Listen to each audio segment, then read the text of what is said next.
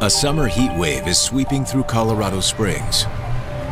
But it's not stopping Ivory Montoya and her 6-year-old daughter Monica from finding ways to relax. Ivory is flipping through a magazine as her daughter Monica is drawing a picture. And it's just a quiet day. Mommy, look, I finished. Oh, honey, very good. Who is it? It's Nona, silly. Do you like it? I love it. Nona is Monica's great-grandmother, who lives in the same apartment complex as Monica and Ivory. I want to watch a video now. Can I go over to Nona's and get one? Sure, baby. Show her your picture, but come right back. It's not unusual that you would let your child go back and forth between the apartments. And when Monica wanted to go get a video, it was pretty normal. But a few minutes after she leaves, Ivory realizes Monica forgot to take her picture.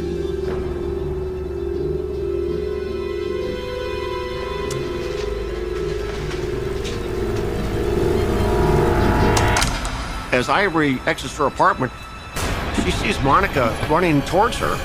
Mommy, Nona's hurt. A bad man hurt Nona. What? She was obviously upset. You go back to the house and don't leave till I get back. Do you understand? Okay. Go, go. Ivory notices the door ajar, Nona? and then she hears moaning coming from her grandmother's bedroom. She sees her grandmother laying in a huge pool of blood. Oh my God, Nona! Nona! Nona! Help! Please help! Please help! Meanwhile, across town, Joe Kenda is working a case and sweating it out in the stifling heat. It's gonna be like this all week? That's what I hear. I'm at the scene of this shooting. Boy. And the requirement at the time was that if you're in homicide, you will wear a suit and tie. When it's hot, it becomes extremely uncomfortable. And it tends to increase the calls for the police dramatically. Dispatch for Kenda. Go for Kenda. We have a report of a stabbing at 900 South Union. 10-4, I'll be right there. Kenda out. Well, here we go. Now let me know when you get things wrapped up here. I'm gonna go check that out. Take care of it. I did have occasions when there were multiple serious assaults going on at the same time. It's just the luck of the draw. So I left a sergeant at this shooting scene and went to the stabbing. 15 minutes later, Kenda arrives at the apartment complex, which is located on the east side of town. Detective Brian Ritz is there to greet him. How you doing, Lieutenant? Hey, Brian. So what we got? We have a 62-year-old female with a single stab wound to the throat. Just heard from the hospital, and the victim died. So what's the victim's name? Maria Montoya. Maria was described as an avid churchgoer, very friendly person that people see all the time, reads her Bible, and is just a very pleasant person. Maria Montoya moved there because of her granddaughter and her great-granddaughter. You had 3 generations of a family living in the same complex. Do we have any witnesses? Yeah, unfortunately, that's just as troubling. He reports that Ivory Montoya and the great-granddaughter, who is 6 years old, found their grandmother in this apartment bleeding. A 6-year-old. Damn. Yeah, she's with her mom now. Has anyone talked to him yet? No, not yet. I would like to know what they know, but I'm not a monster. I'm not going to interfere with a 6-year-old child who's just been placed in her first, probably, traumatic situation. How about the neighbors? Anyone see anything? I've got officers canvassing the complex now.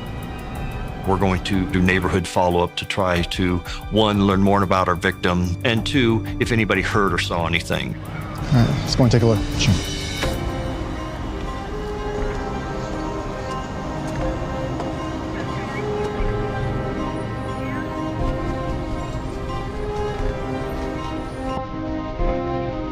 As I walk past the coffee table, I see a Bible that has the name of the victim embossed on it. And I thought, here's a lady with a big family, a loving person, who just wants to live her life. It hurt me to look at that. But you have to recover from it and realize that you have a job to do.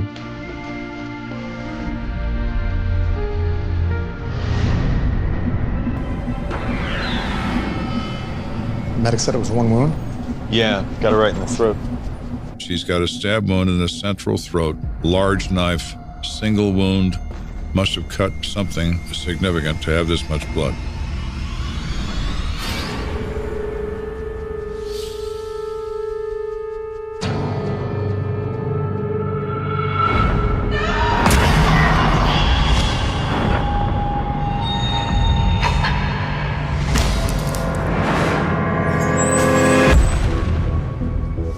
Why would someone want to kill Maria Montoya? As Kenda scans the room, a possible motive comes into focus.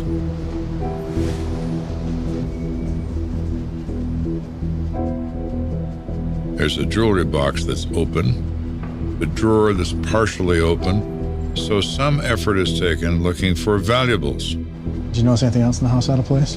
No, there's no signs of forced entry on the front door or the windows. That would indicate that possibly the victim let her killer in. Right, let's go check the rest of the house. Kenda searches the apartment for more clues. And in the kitchen, it's not what he finds, but what he doesn't that gets his attention. There's a knife block in the kitchen, but the big carving knife that has the widest opening for the biggest blade is empty. Hey, Brian, come check it out. Missing knife. Weapon of opportunity. Exactly. The person responsible for the death of Maria observes something that can be used as a weapon, and it's a snap decision to pick it up and use it. Let me show you something else. The missing knife isn't the only weapon of opportunity present in the kitchen, but the one Kenda finds on the table is harder to explain.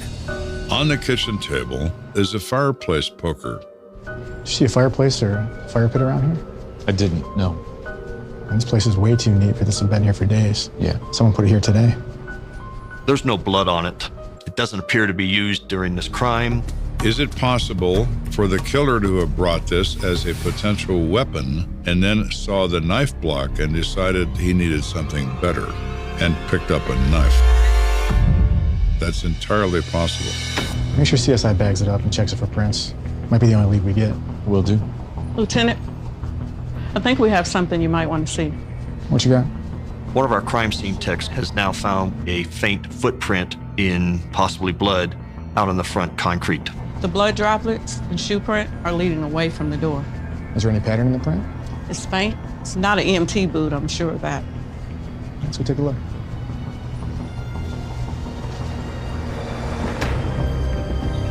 So we go out where they are, and you can pick them out. They appear to be maybe near the toe. It's like the front of a shoe. It's kind of pointy. It has a pattern in it that kind of moves to a point. Maybe a cowboy boot? Yeah, it could be. Look how far apart there. This guy was running, not walking. Looks like he was going toward the staircases. But they stopped short of the staircases. So did our man turn left and go down? Or did he turn right and go up? Damn, they just kind of fade away. Yeah, but those stairs, they don't lead to the parking lot. I think there's a possibility that our person lives here too. One does not enter a premise without some knowledge of who's there. Is somebody sitting at their kitchen table cleaning their shotgun? Well, it stands to reason that he would have known Maria lives alone. Only way to know that is if you live around here. We're standing there considering all these facts when one of the officers doing the canvassing Smith to Kenda. gets on the radio. Go for Kenda. We got a possible suspect here. Male, 25. He seemed really nervous when I approached. He's got some blood on his shirt. What kind of shoes is he wearing? Looks like cowboy boots. He's acting strangely. He's got blood in his clothes, and he's wearing cowboy boots. Well now, who might you be?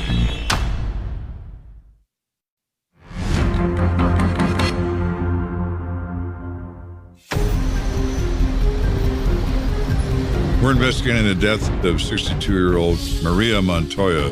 who was found killed in her apartment by an intruder. Officers have discovered a young male who has blood in his clothing. So what do we got? I got a 25-year-old male. His name is Anthony Jackson. I've dealt with him in the past. Took him in on assault. You should also know his street name's Psycho. Psycho. The officer whispers in my ear that his street name is Psycho. Swell. I might be looking for one of those at the moment. Who's the girl? Her name's Tanya Slater. We found them together. She's got blood on her as well. We've got Psycho and his girlfriend Tanya, 2 people with blood on them. Let's see how they can explain that. You take Tanya, I'll take Anthony. Sure. We obviously want to split them up for the purpose of conducting an interview. If they provide very different statements, we may be looking at our suspect. Did Anthony Jackson, aka Psycho, murder Maria Montoya, then make off with her jewelry? Let me know if Psycho lives up to his name.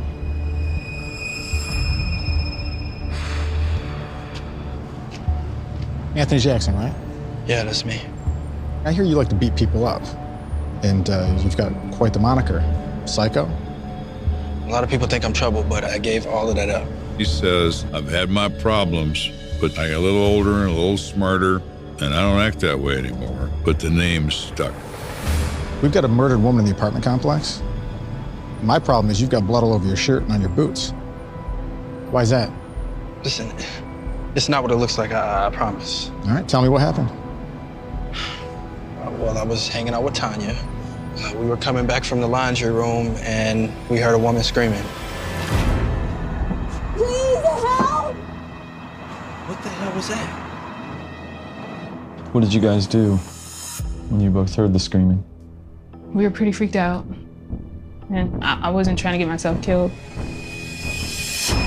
Help! Please help! So I grabbed the poker off the barbecue, and then we ran over. They still hear the screaming. Help! Please help! And they encounter Ivory Montoya, who is screaming that her grandmother is dying in the bedroom.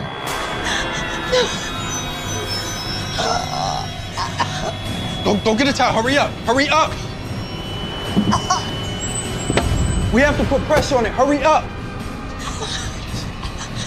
Stay with me. They are pushing on her throat, but there's so much blood. Anthony uses the expression, blood is squirting out of her. And despite the towels, they can't stop it. She's dead, I'm sorry, we gotta go. What?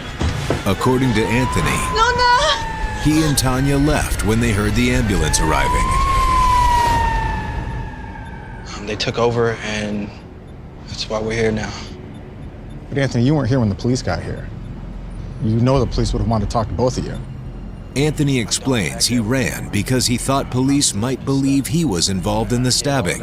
He's been known to have numerous run-ins with law enforcement and has somewhat of a questionable past. So for the fact of him not wanting to be on scene of a possible homicide, it's understandable. I just tried to help, and that's what happened. All right, Anthony. Wait here for a minute. That officer will be right over. Somebody will be right back with you, okay? And point by point, Tanya says the same, and the same, and the same. Ritz returns from where he's been talking to Tanya. How'd it go? Independently interviewed, they have exactly the same story.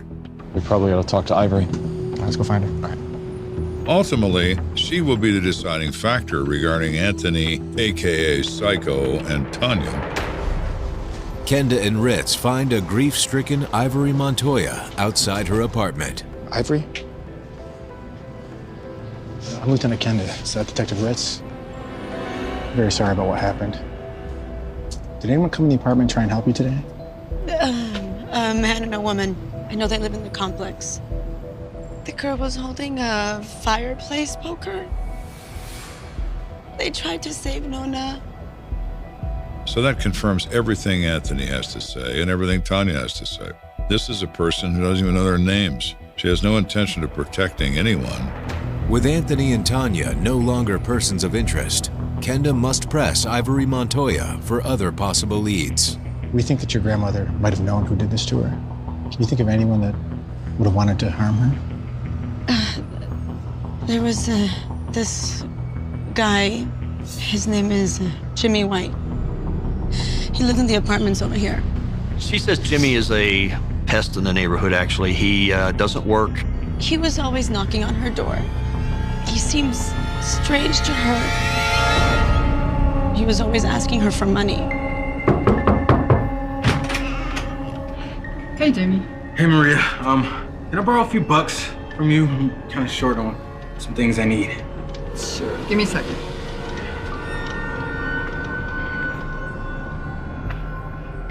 Thanks.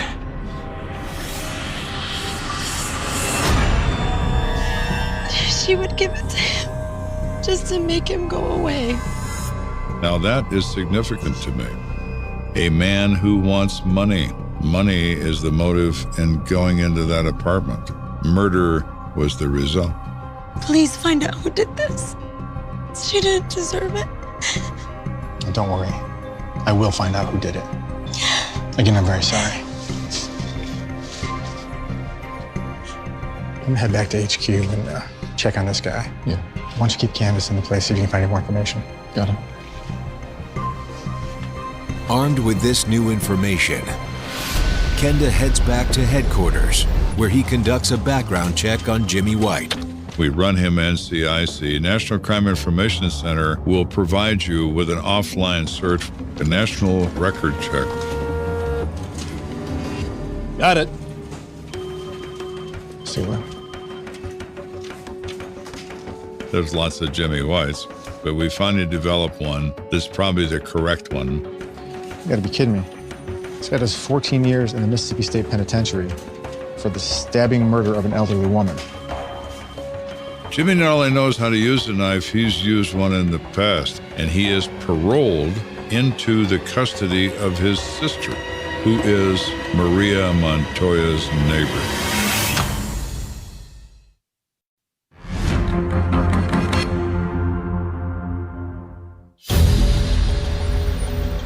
We're investigating the murder of Maria Montoya. She has told her family members that she's afraid of a neighbor named Jimmy White, and he's now the focus of my case. Incredible. It's the exact same MO as this case, and this can't be a coincidence. This person has already been convicted of murder in Mississippi, and the victim in that case was an elderly woman who was stabbed in the throat. Very eerily similar to what we have right here. All right, now, lady, give me some money. I'm not gonna give you any money. I still got a load in there. At the time of that crime, Jimmy White was 19 years old. Look, I just did you a solid, so you're gonna pay up. An elderly woman had promised him money if he would carry her laundry home for her. I never promised you anything, and I'm not gonna give you a dime. You're gonna give me something, okay? What? Get this. The guy walks away from a dead body with $1.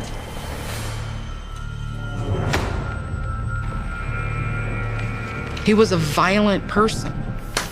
And by all accounts, Jimmy was very close to the line that is drawn between one who has a normal intellect and one who is developmentally disabled. He reacts out of violence. I will take what you have, even if it's only $1. Don't do what I want, I will take your life. Kenda is sure he has his man and realizes there is someone in this case who can prove it. So the little girl says, a bad man hurt my Nona. How does she know there's a bad man? She looked right at him. Let's go get her in here. Right. That afternoon, Kenda looks on while a professional counselor speaks with 6-year-old Monica Montoya. It is always difficult when you have to question a child involving a traumatic event. We have sworn officers who go to specialized training on how to talk to juvenile victims. Monica, hi, I'm Betty. I heard that you like to draw. Yeah, I do. Well, guess what? So do I. And look at all the crayons I brought you. Look at all the different colors. Part of the questioning of Monica was to talk about what happened when she got to her Nona's house. And I think just about any child with a piece of paper and crayons can find themselves a little bit more at ease with the person that gave it to them. That's the bridge. It helps them connect to the incident. They're drawing it, they're thinking about it, they're focused. It's part of the event they just saw. It can be very effective. Your mommy told me you saw a bad man hurt Nona. Yes. I bet that was scary. She becomes a little less nervous and a little more discussing with them what she saw of what happened at her grandmother's apartment. Monica, what did the bad man do? He hit my Nona with a knife. No, I want to watch a video. She sees the door of the apartment is open. Monica described her great-grandmother on the floor.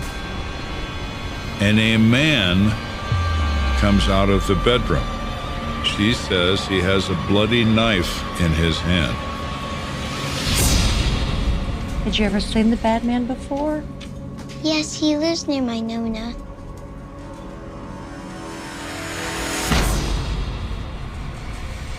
She told police that she saw the mean man with the orange shirt and a knife in his hands. Get out of here, kid! And he yelled at her to get out. And so she ran, and she ran home to her mother. Can you show me your drawing? Who's that? That's the bad man.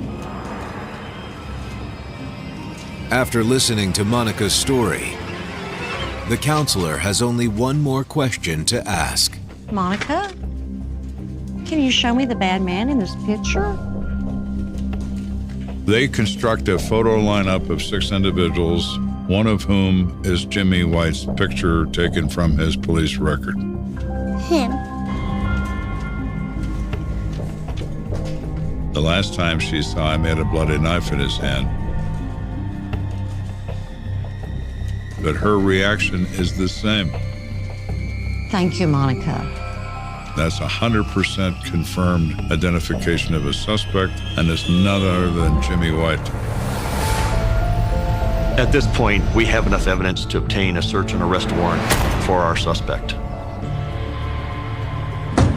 Police, open up! Show me your hands. Show me your hands. Step out here. Step out. What's going on? You're under arrest for murder. Cuff him.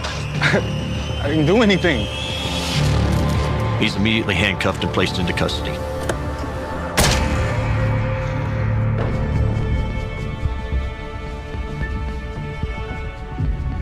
I go in with my people, and we conduct a search. The search reveals a treasure trove of physical evidence. Look at this. Bloody clothes. I find an orange t-shirt on the floor of the closet with dried blood on it. I find black pants with blood on them. I got something else. We find the watch that belongs to the victim. We find the pearls that belong to the victim.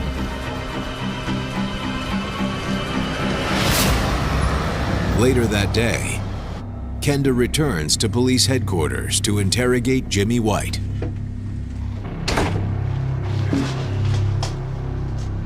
Jimmy, we already know that you killed Maria Montoya. Now, if you confessed, maybe the judge won't send you to the chair.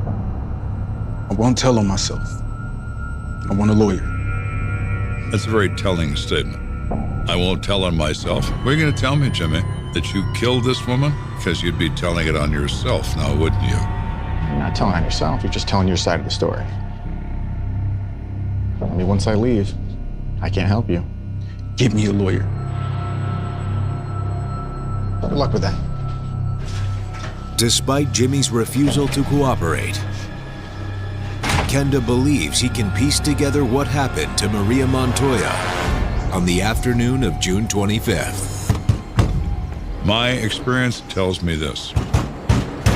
Jimmy goes over to Maria's apartment once again, as he had just done many times in the past. What, Jimmy?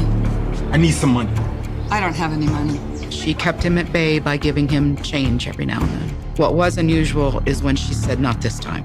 I see how you living in here. Money's tight for her, just like it is for everybody else, and she puts her foot down and says no. Enough. I'm not giving you any more money. But he's not used to being told no. He doesn't handle it well. I'm not giving you any more. I don't have any money to You give ain't you. gave me enough. He steps into her apartment, becomes more demanding of her. Jimmy, you need to get out of my house right now. And she retreats from him because she's afraid of him. That's it. I'm calling the police. As Maria heads into the bedroom to call police, Jimmy enters the kitchen and grabs the carving knife off the counter.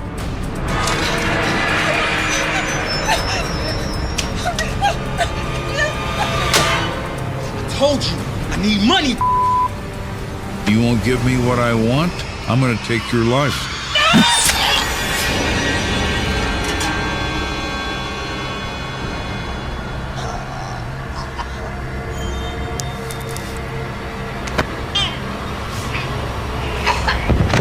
He stabs her in the throat as he has done before.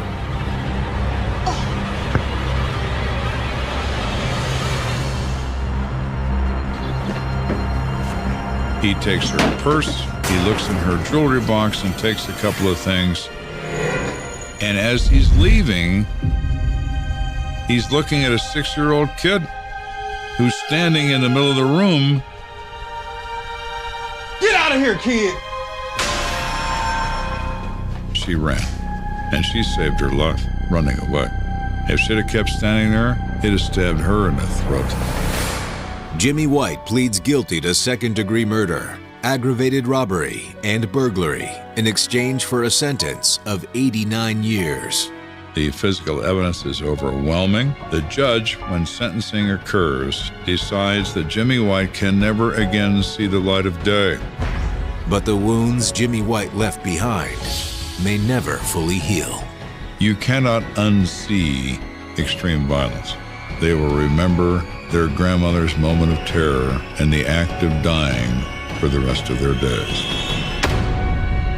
Coming up, when an alleged murder becomes personal, Kenda is determined to get to the truth. You knew what you were getting into. You're through. As somebody I know pretty well, and here he is with a single entry gunshot wound to his right temple.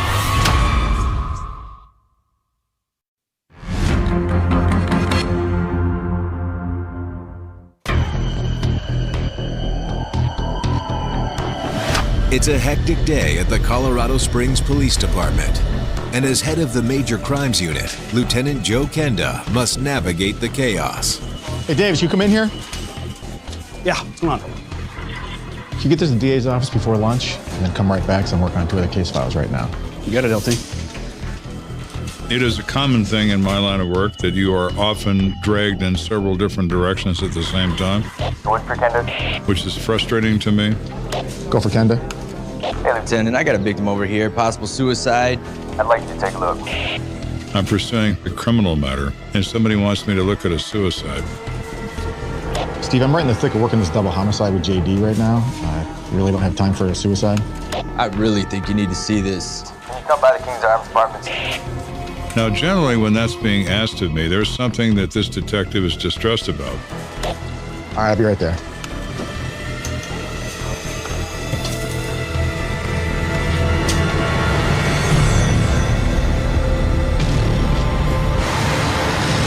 Minutes later, Kenda arrives and is met by Detective Steve Wood. So what do we got? Neighbors reported hearing the shot. The victim is male, approximately 40 years old. Gunshot wound, close range, to the right temple. Suicide note on the nightstand. Okay, it's your typical suicide. Why do you need me? Well, here's the thing. We got a suicide with no gun. Excuse me? If this man shot himself, where is his gun? No gun? All right, let me take a look.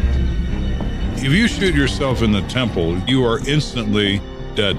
There is no aftermath of that allows you to do anything with this gun. If there's no gun, then somebody else did. So now maybe we have a homicide, which is why my detective is concerned. Here he is. He didn't want to move the body until the coroner arrived. When I first looked at him, I looked at him casually. That's what I do every day. But then I looked again, and I thought, oh, no. What's the matter? I know him. It's my dentist. What? You're kidding, right? No, that's him. He's Dr. Dennis Rivington. He has a partner. They have a practice off of Garden of Gods Road. My wife and I and my children have gone there for some time. Joe, if you'd lay off the sweets, I wouldn't have to see you as often. Well, thanks, Doc. Just kidding. What's good in there? But I'll see you in 6 months? I appreciate it. Lately, I've been seeing his partner more than I've seen Dr. Rivington. And here he is, dead on a bed. Well, what do you know about him? Right. I knew he was married and had children. The practice appeared to be extremely successful. It was always very busy every time I was there. I'm sorry to say, I really don't know much more about him. Well, now we're in a position of needing to know everything about him. It's awkward. That's all right. Well, now we get back to business. Dr. Rivington, what do we have here? The only fact we know at this moment is our man is dead from a gunshot wound to the head administered by someone.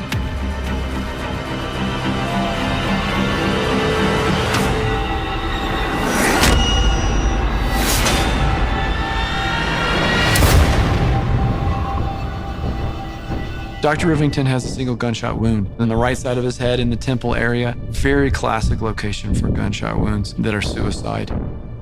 There was no exit wound, so that typically would indicate that it was probably a hollow point bullet, because by design, they're intended to sort of mushroom out once they've penetrated a surface. You said there was a suicide note? Yeah, not too detailed. Typical stuff. I can't go on like this. Please forgive me. This feels like it is a suicide, but I often say to my detectives, don't tell me what you think, tell me what you can prove. I only care about what you can prove. We checked all the windows. There's no signs of forced entry. All right, thank you. Now, if someone did kill him, the doctor would have had to let him in. So probably somebody that he knew. Beyond the missing gun, the next biggest clue is the apartment itself. You said he lived here? Where's all the furniture? Records indicate that Dennis Rivington signed the lease. But why would a successful dentist be in need of an empty apartment? Not much of anything in here except a couple of beers and a half-eaten pizza. Yeah, the cupboards are all bare as well. What's going on in this person's life? Did he get an apartment because he needed a private place that nobody else would know about? Maybe a secret apartment? Stern lover, jealous wife, jealous husband. Is this a location for a mistress to maybe move into so he can come visit her with no one's knowledge? Dennis, you can't just walk away from me like that. I'm a part of your life. I'm not going to just be ignored. You knew what you were getting into. We're over. We're through.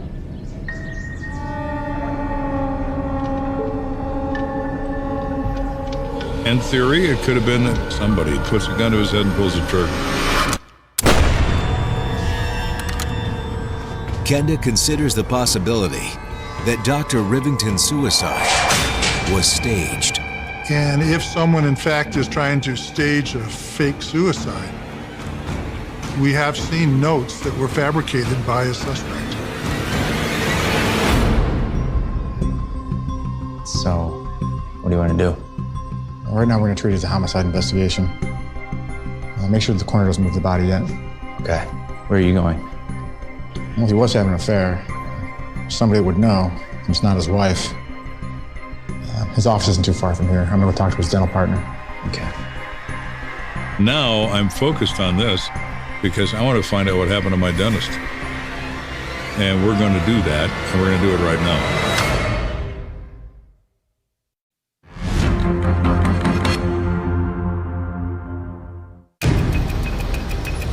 We're investigating the death of Dr. Rivington, my dentist, and our mission now is to find out how and why and what. And the best place to do that is his office, where his partner is working as we speak. At Dr. Rivington's office, hi, Dolores. Kenda is greeted by a familiar face. Oh, hello, Joe. I don't see you down for an appointment today. I know today's a little different. I need to speak with Dr. Taylor immediately. Okay, yeah, go ahead then. Thank you.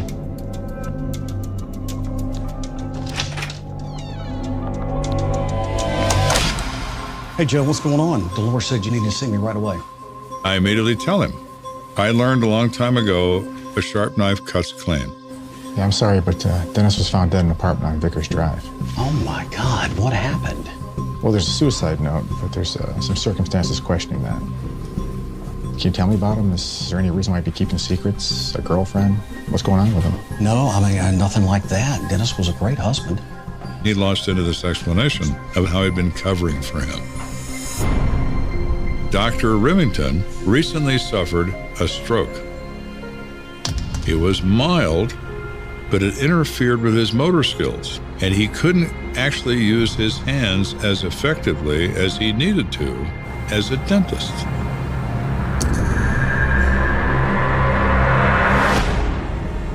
It took him out for a while, but after 18 months, his workman's comp was starting to run out. I covered for him the best that I could. What do you do for money? Well, that's the thing.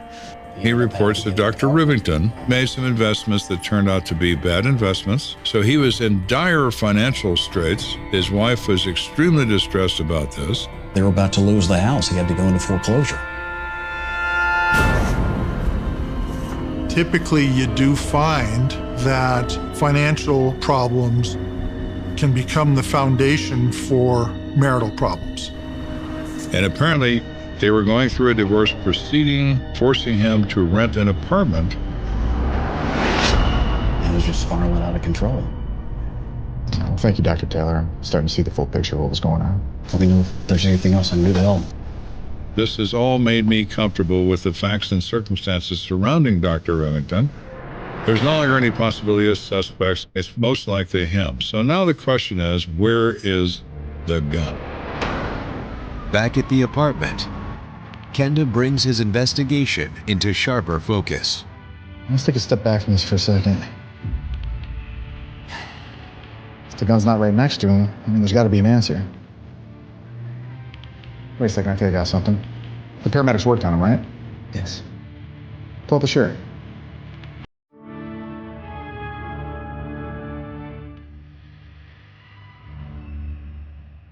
And there are electrode contact points in his chest. Paramedics do what they can to save you. They're going to put those cardiac monitoring pads to make sure that the heart is no longer beating. However, to pull up his shirt and put stickies on his chest, they have to get on the bed. So he shot himself in the right temple, which means he's got to be right-handed. Put all your weight on the bed. Help me roll him up. And we rotated his body upwardly from the right side. Bingo.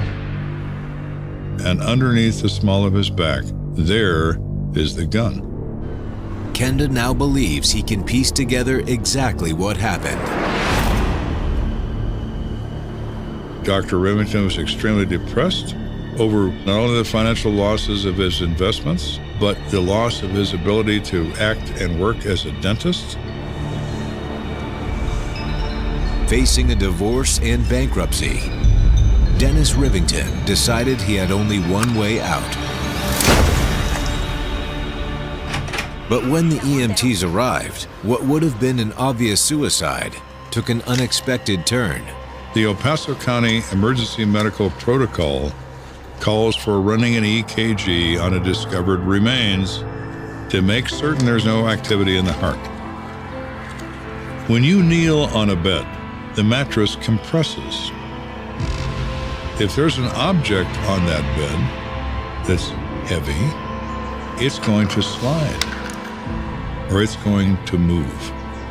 When the EMTs knelt on the bed, the gun slid underneath him.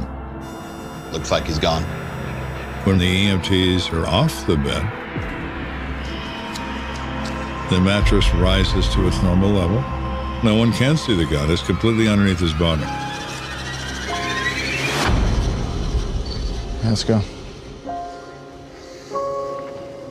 You know, one thing I learned in the course of the investigations I did is you never give up on something until you have been able to search every possible square inch of the space you think is involved. While the mystery of Dr. Dennis Rivington's death has been solved, many questions will forever remain unanswered. The act of self-destruction is unreasonable. If you continue to look for a reason in that, you will never find it, and you will be destroyed by the search. Be sorry for the person. Remember them as they were, not as they were when they died, and you'll be much better off. On a wet October night in 1993, Seattle's skyline looked like a row of silent witnesses, windows glowing over streets slick with rain, as one voice cut through the darkness on the 911 line, shaking, breathless, repeating the same 4 words over and over. He never came home. That was the first official record, the first line in a file that would grow thicker and colder with every passing year, the night a 24-year-old barista named Daniel Hart vanished between a closing shift and a bus stop 2 blocks away, swallowed by a city that never admitted it saw anything. The story, the cold case, the mystery that still haunts the waterfront 3 decades later began like any other Tuesday. The morning ferries rolled in under a low gray sky, gulls circling above the pier like scraps of white paper in the wind, commuters marching in lines, coffee cups in hand, moving through the routines they could trace with their eyes closed. Inside Harbor Street Cafe, a narrow corner shop squeezed between a pawn shop and a travel agency, Daniel moved behind the counter with the easy rhythm of someone who had learned to live on coffee and 4 hours of sleep. By 8 a.m., he had already memorized the regulars. 2 cops from the precinct up the hill, the bus driver who always ordered a double espresso, and left a crumpled dollar in the tip jar. The old man with the blue raincoat who never said a word, just nodded once, eyes on the newspapers and the crime headlines he read like ritual. Daniel wasn't the kind of person anyone expected to disappear. On paper, he was ordinary. No criminal record, no debts worth mentioning, no history of drugs or violence, no trail of enemies in the shadows. He rented a small basement apartment in Belltown, walked to work when the rain wasn't brutal, took night classes at the community college, called his mother every Sunday before her church service, and ended every conversation the same way. "I'm fine, Mom. Really, I'm okay here." But ordinary people vanish too. Ordinary people become cold cases, missing posters, file numbers written in red marker, tagged with words like inactive and unsolved, that sound clinical until you stand in front of a bedroom that hasn't changed since 1993, and the air still smells faintly like his cologne. That Tuesday, October 12th, the city moved at its usual pace. Fishermen hauled wet crates along the docks. Teenagers skipped school to smoke on the pier, water beating on their jackets. The first big storm of the season was whispering in, stacking dark clouds at the horizon. Inside the cafe, the hum of the espresso machine drowned out the low murmur of the morning radio report about rising crime, another stabbing in Pioneer Square, another unsolved assault in an alley behind a club. The city was getting used to headlines that began with another. Nobody knew that by nightfall, Daniel's name would be the next one to disappear between the lines. Coworkers said he was in good spirits. The manager remembered a dumb joke Daniel cracked about the leaky window near the back exit, water dripping into a bucket that had been there so long it felt like part of the furniture. A regular remembered seeing him give a free muffin to a teenage girl who looked like she'd been crying, whispering something that made her laugh. The girl would come forward years later, older, shaken, insisting she wished she'd stayed longer, wished she'd watched him leave. The last confirmed sighting came at 10:46 p.m. Grainy footage from a security camera mounted above the corner of Harbor and Pike, the kind of black and white tape that turns everyone into ghosts. Daniel appears at the edge of the frame, pulling his jacket tighter around him, backpack slung over one shoulder, hair damp from the mist. He checks his watch, glances up toward the traffic light, waits as a car passes by slowly, its headlights sweeping across the wet asphalt. Then he steps out of the frame. The tape runs for another hour. He does not appear again. He should have walked 3 blocks uphill to the bus stop, caught the 11 o'clock p.m. route toward Belltown, ridden 7 stops, and made the short walk home. Instead, sometime between that corner and the next street light, he vanished. He didn't show up for his bus. He didn't show up at home. He didn't call anyone. His bed, when officers finally stepped into his apartment the next afternoon, was still made from the night before, the alarm clock set for 6:30 a.m. A stack of textbooks open on the small kitchen table, a half-finished grocery list held to the fridge by a chipped magnet. The first person to panic wasn't the police. It was his sister Emily. She was the one who dialed 911 at 2:37 a.m., voice cracking as she explained that her brother always called after his shift, that she had waited, tried the cafe, tried his apartment, tried every number she could think of. The dispatcher followed protocol, calm and measured, asked about drugs, mental illness, fights, breakups, anything that might explain a grown man staying out all night without warning. Emily repeated the same sentence over and over, like it could push through the line and into the officer's bones. This isn't him. This isn't like him at all. By the time the missing person report was officially logged, the October rain had turned heavier, washing neon reflections into long streaks along the road. 2 uniformed officers did a quick drive-by along Daniel's usual route. They checked the bus stop, the alley behind the cafe, a few doors, a recessed entryway where someone might have ducked out of the downpour. They saw nothing. No backpack, no body, no blood. Just a forgotten umbrella leaning against a trash can, a flickering streetlight, the sound of freight horns echoing across the water. Missing adults, especially men in their 20s, were not priority cases in a city dealing with gang violence, drug wars, and a backlog of open files in every detective's drawer. Morning changed that. When Daniel didn't show up for his shift, his manager called the number on his employee form. No answer. She called again and again. Within hours, the cafe, the precinct, and Daniel's family were caught in the same invisible web, a man gone without a trace. Coworkers started whispering words that tasted wrong in their mouths, kidnapped, mugged, dead, before quickly correcting themselves, adding phrases like, "I'm sure he's okay," and "maybe he just needed space," as if saying it out loud could shape reality. Detectives officially took the case by late afternoon. Seattle PD sent 2, a senior detective named Harris, who had seen more bodies than birthdays in his 30-year career, and a younger partner, Ruiz, who still believed that most puzzles could be solved if you just worked hard enough. They started where every investigation starts, the last known location, the cafe, the corner caught on tape, the bus stop that had waited for a passenger who never arrived. Inside Harbor Street Cafe, yellow notepads appeared on tables usually reserved for customers. Harris interviewed each member of staff, his questions short, clipped, his gaze flicking from face to face, looking for cracks. Did Daniel mention anyone following him? Did he act strange? Did he seem scared, angry, nervous? Did he talk about leaving town? Did he owe anyone money? The answers blurred into one word: no, no, no, no. Everyone said the same thing. He was normal, he was fine. He joked, he smiled, he wiped down the counters and locked the doors like he did every night. They collected the security tapes, they checked the register. The cash was balanced, the logbook tidy. Nothing stolen, nothing broken, no sign of a struggle in the narrow hallway near the back door. The only oddity was that leaking window, the bucket half full, a faint muddy footprint near the sill that could have belonged to anyone.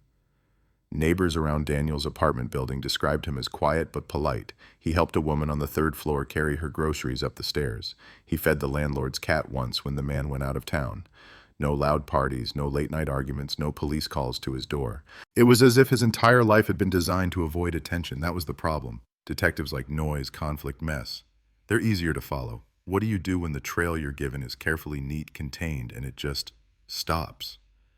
The city's media didn't pay attention at first. A missing 24-year-old service worker in a city that lost people to the cracks every week was not headline material. The story made it into a small column on page 5 of the local paper under the title, "Family Seeks Help Finding Missing Man."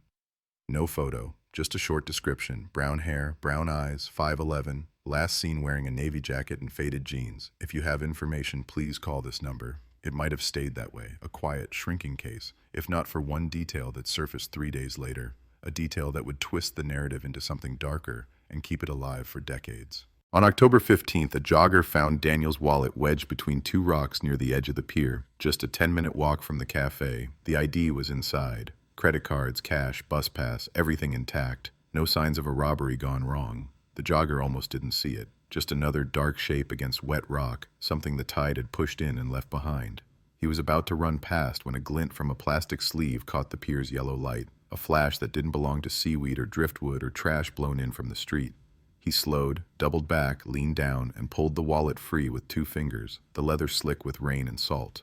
Inside, a photograph of a young man with tired eyes and a crooked smile looked up at him from a laminated driver's license. Name, Daniel Hart. Address, Belltown. Date of birth, organ donor.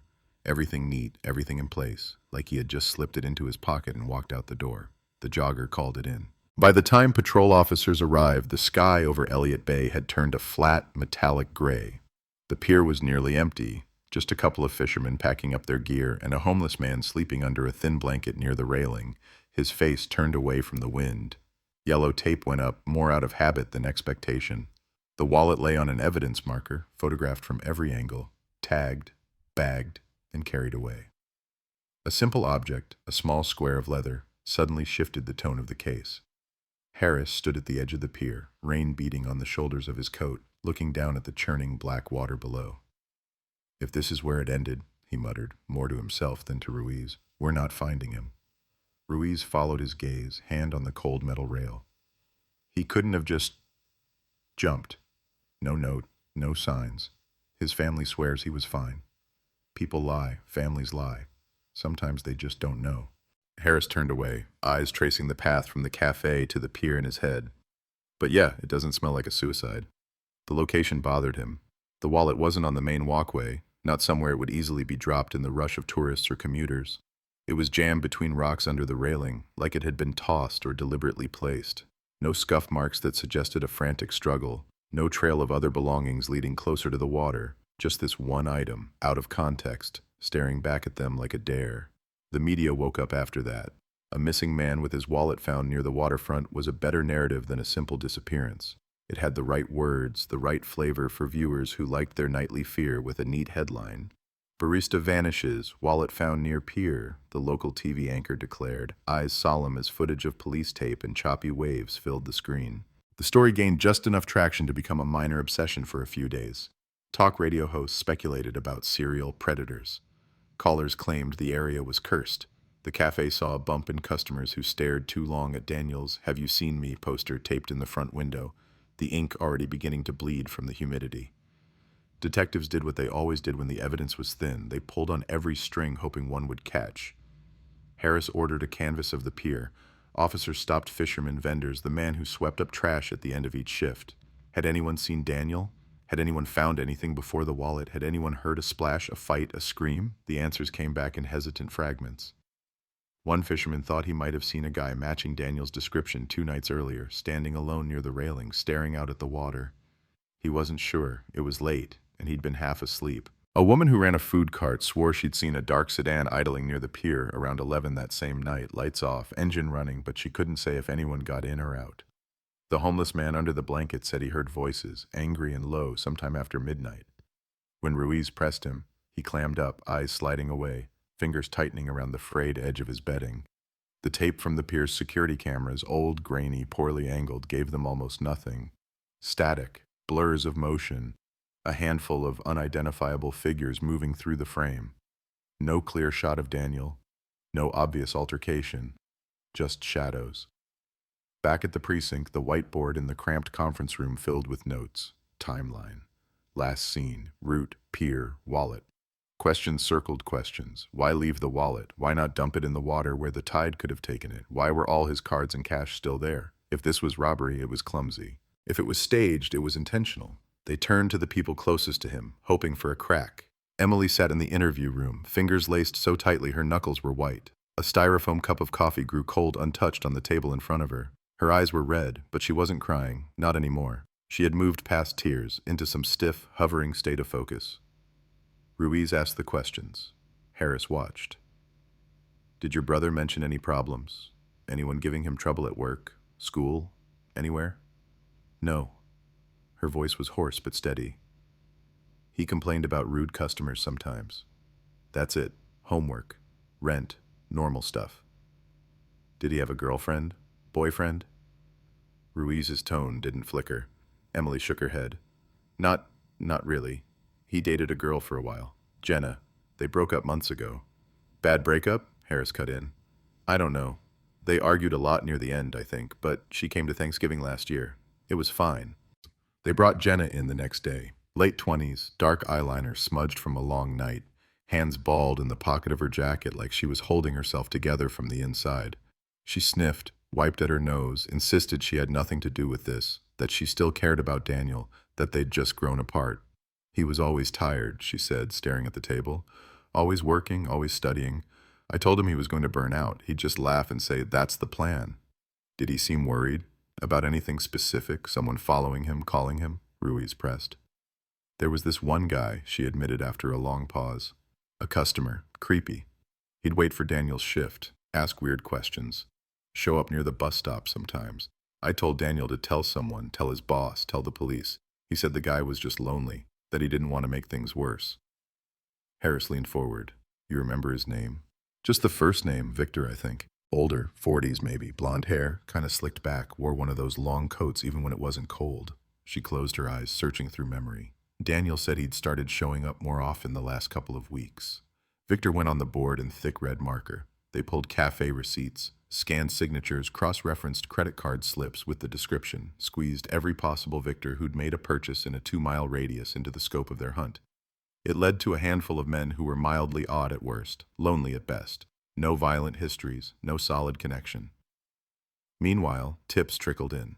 A bartender swore he'd seen Daniel at a Pioneer Square bar around midnight the night he disappeared, but security footage proved him wrong. He had mixed up the date. A middle-aged woman called insisting that her neighbor must be involved because he acted suspicious and walked his dog at odd hours. A teenager phoned anonymously claiming he'd found a bloody shirt near a dumpster, but when officers checked, it turned out to be paint, not blood, and definitely not Daniel's size.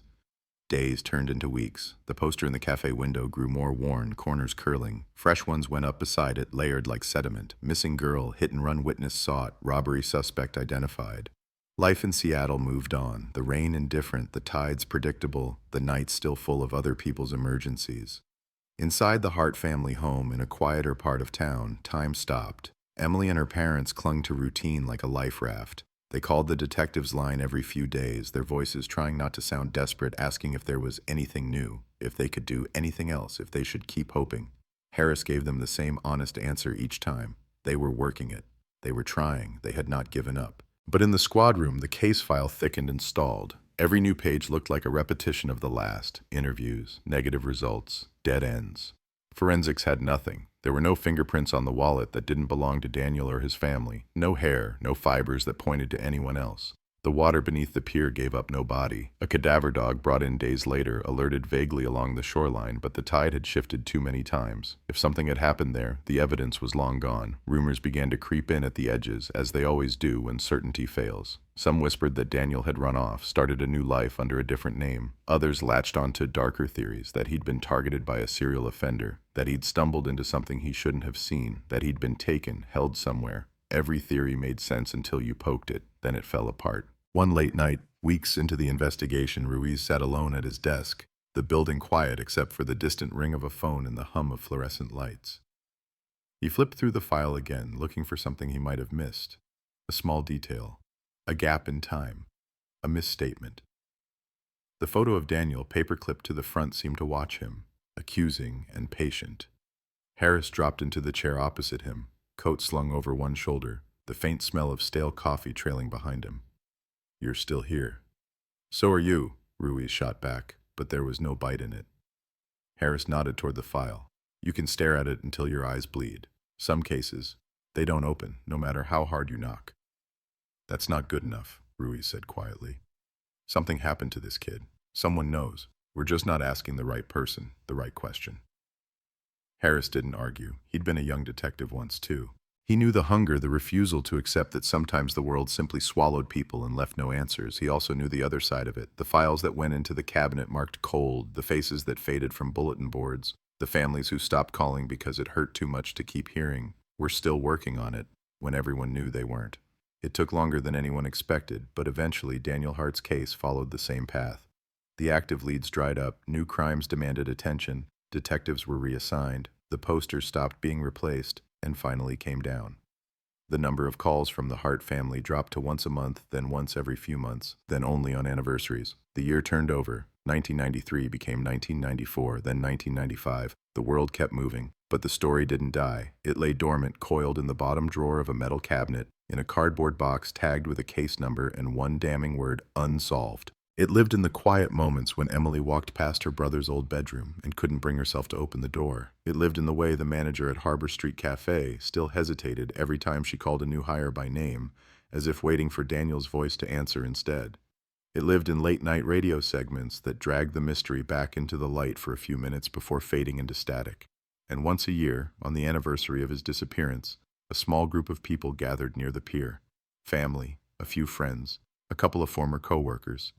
They lit candles that sputtered in the wind, placed flowers on the railing, and whispered the same impossible hope into the dark water, that someone, somewhere, would finally talk. Then, one October night, long after the headlines stopped, the case that had gone ice cold for years stirred, not with a dramatic confession, not with a body finally washing ashore. It started with something small, something dull, something sitting on a shelf in the back of an evidence room, waiting for a world that had caught up to it. A dusty cardboard box, a strip of aging tape with a case number in faded ink, and inside, sealed in plastic, the one object that had been there from the beginning, patient and silent. A wallet found between two rocks on a rain-slick pier in 1993. For almost 2 decades, the box did what cold cases do in the dark. It waited. The ink on the label faded from black to a tired gray. The cardboard softened at the corners. New boxes stacked on top of it, newer tragedies with fresh blood, fresher tears, hotter leads.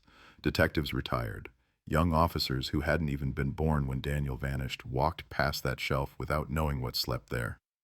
The world outside changed. Cell phones shrank. The internet exploded. The skyline twisted higher. But down in the evidence room, under fluorescent lights that hummed the same endless note, time stalled on 1993. Then the rules shifted. In the late 2000s, then the 2010s, a new phrase started climbing into headlines, into training conferences, into the quiet conversations of detectives who refused to accept the word unsolved, cold case review. Departments around the country dusted off old files not because the past hurt any less, but because technology had finally learned how to listen to whispers it used to miss. DNA that once demanded blood or full strands of hair now could be coaxed from the faintest trace, a smudge of skin cells left on a zipper, the sticky edge of a stamp, the worn leather of a wallet touched over and over by the same hands. Seattle wasn't the first to start looking back, but it joined in. Budget cuts made it harder. Public pressure made it necessary.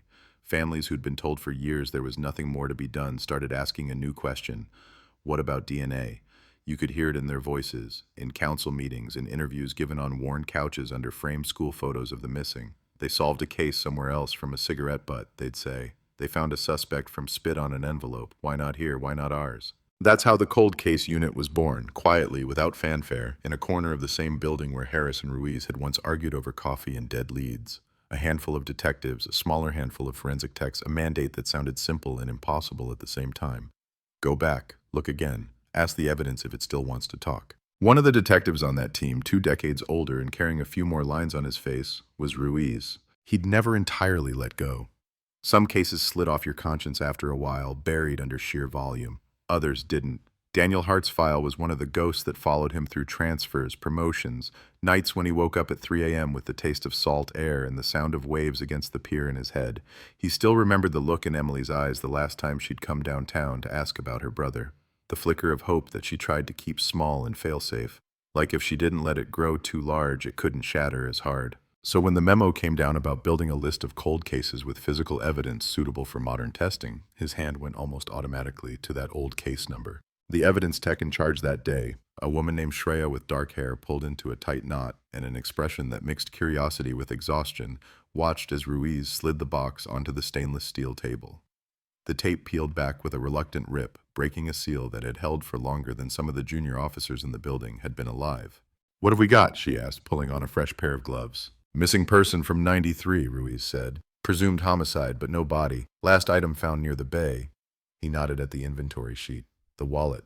Shreya flipped through the contents until she found it. The small plastic evidence bag, clouded now with age, containing the worn leather rectangle that had once lived in Daniel's back pocket. His name, his ID, his life condensed into something you could weigh on a digital scale. "You guys tested this already back then?" she asked. "Back then, testing meant we looked at it under a light and hoped for magic," Ruiz said. "If there was blood, we'd have seen it. There wasn't. No fingerprints that weren't his or family. That was the end of the story." "Not anymore," Shreya murmured. She held the bag to the light, studying it the way a jeweler might examine a stone. "Long shot," she said, more to herself than to him. "Exposure to water, time, contamination, but we've had longer shots hit before." She checked the packaging, sealed properly, logged and stored without obvious breaches. Against the odds, someone in 1993 had done at least one thing right. They hadn't overhandled it. They hadn't tossed it into a box loose. They'd followed procedure, even if the science of the day couldn't keep up. "Let's see what your ghost has to say," she said softly. The process wasn't cinematic. There were no dramatic flashes of light, no instant readouts with names and faces. It was careful, tedious work. Opening the bag in a clean lab, swabbing the interior folds, the seams, the ridged areas where fingertips might have pressed repeatedly, scraping microscopic residue from the plastic sleeve that held the driver's license, from the edge of a credit card that someone other than Daniel might have touched when handing it back across a counter. Every motion precise, deliberate, captured in notes and photographs. Ruiz watched from behind the glass, hands in his pockets to keep from tapping on the frame. He knew the odds. Degraded DNA, mixed profiles, nothing usable. He told himself not to expect anything. He'd learned that expectation is a dangerous drug in this job. But somewhere deep down, under the armor of experience, that younger version of himself, the one who'd stared at Daniel's photo in the middle of the night and promised silently that he'd keep trying, leaned forward and refused to sit back. Days passed. Other cases rotated through the lab. The cold case unit juggled old files and new responsibilities. Life went on. But on a Thursday afternoon, as gray clouds crowded the sky in a way that felt strangely familiar, Shreya appeared at the edge of Ruiz's desk, a thin folder in hand, a small spark in her eyes that cut through the fluorescent fatigue. "Got something," she said. He didn't ask what. He just stood up and followed her to the conference room, where the folder opened like a door into the past. There it was, in black and white. DNA profile obtained from a mixture on the interior leather fold of the wallet, consistent with handling.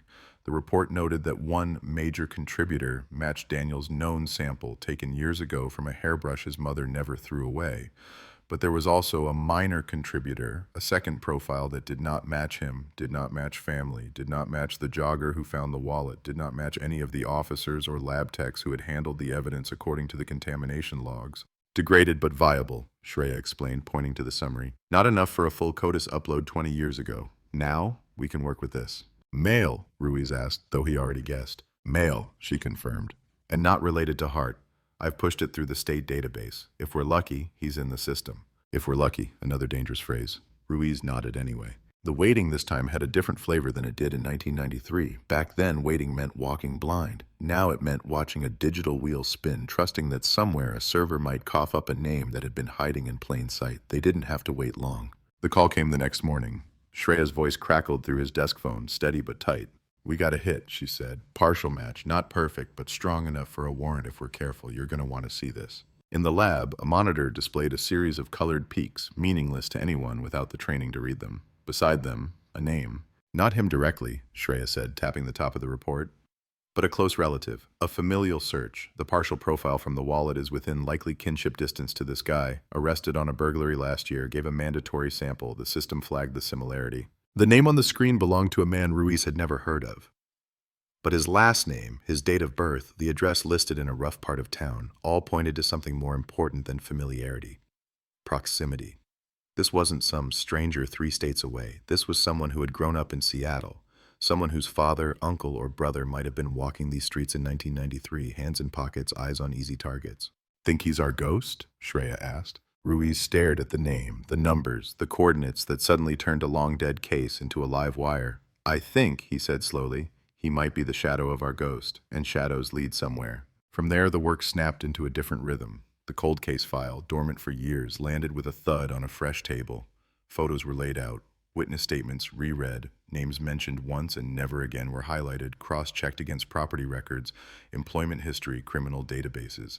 The 1993 world of Harbor Street and the pier was mapped out, then overlaid with a new layer, the family tree of the man whose DNA had brushed up close against the profile on Daniel's wallet.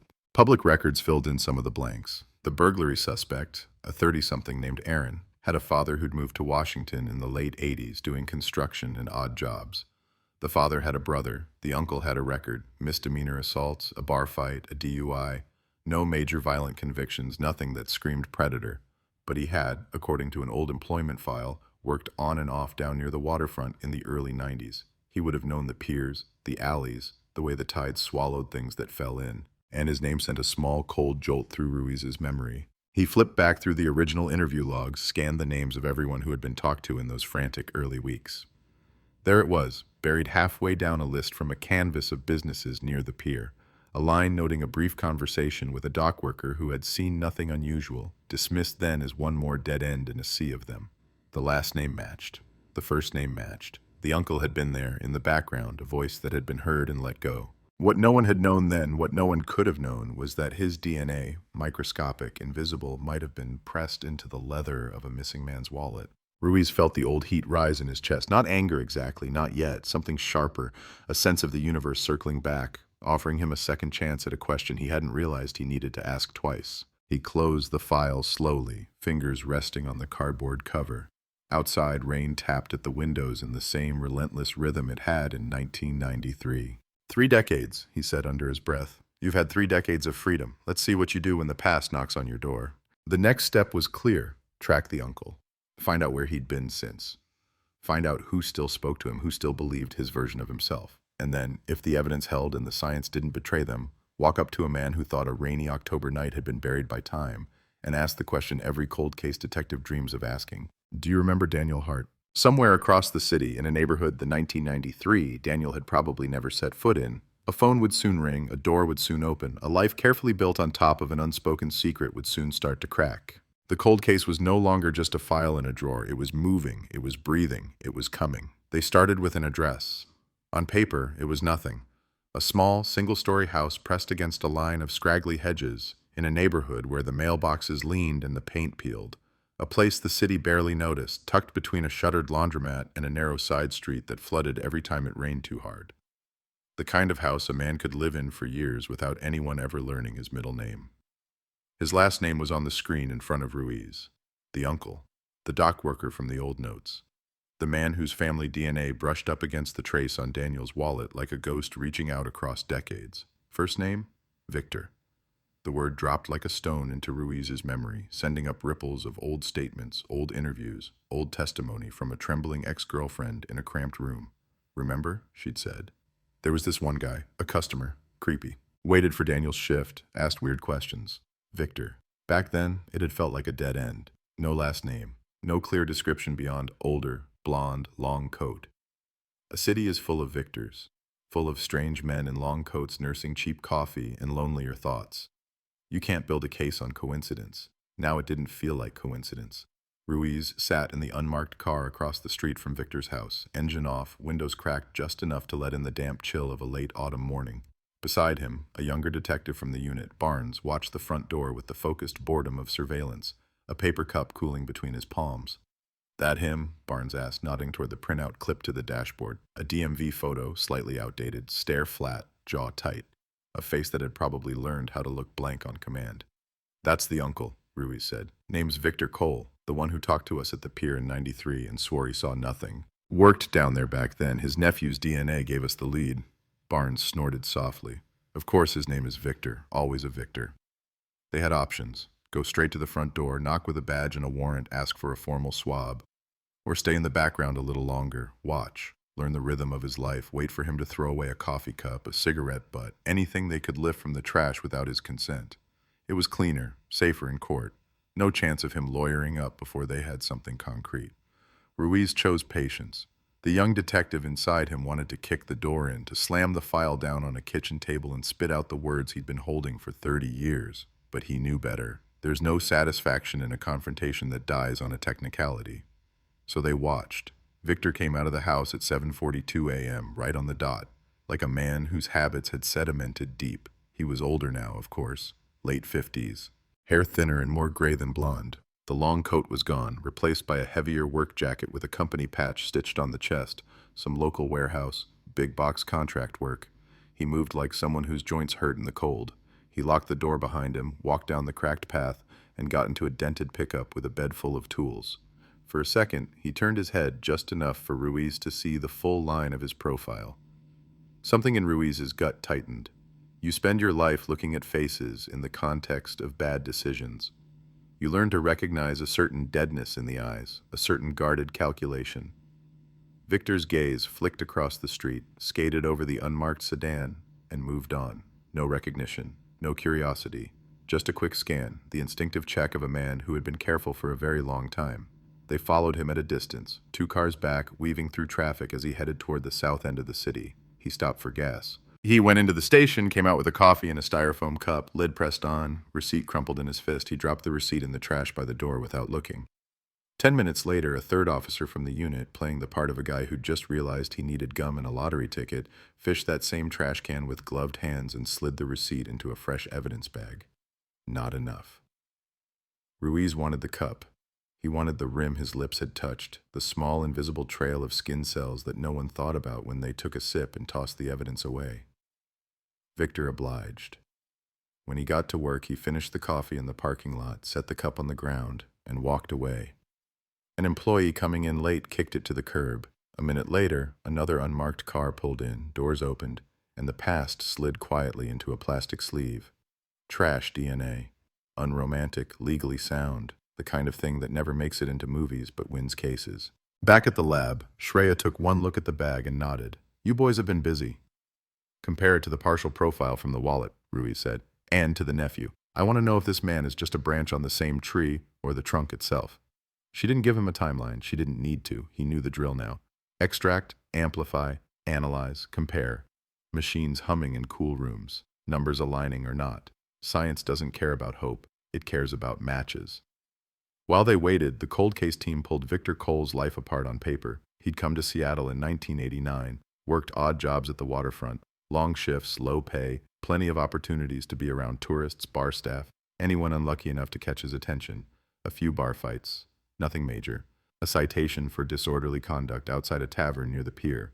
A note in a security log from a grocery store about a customer complaint. Man loitering, staring at female cashier. No formal charge. His work history was spotty. Years where he hopped between temp agencies. Months where there was no record at all. Addresses that shifted from basement rooms to rented trailers to this small house he'd somehow managed to hang on to for the last decade. No marriage, no children of his own. Just the nephew, Aaron, whose DNA had brushed his by accident when the state collected samples from convicts like loose threads.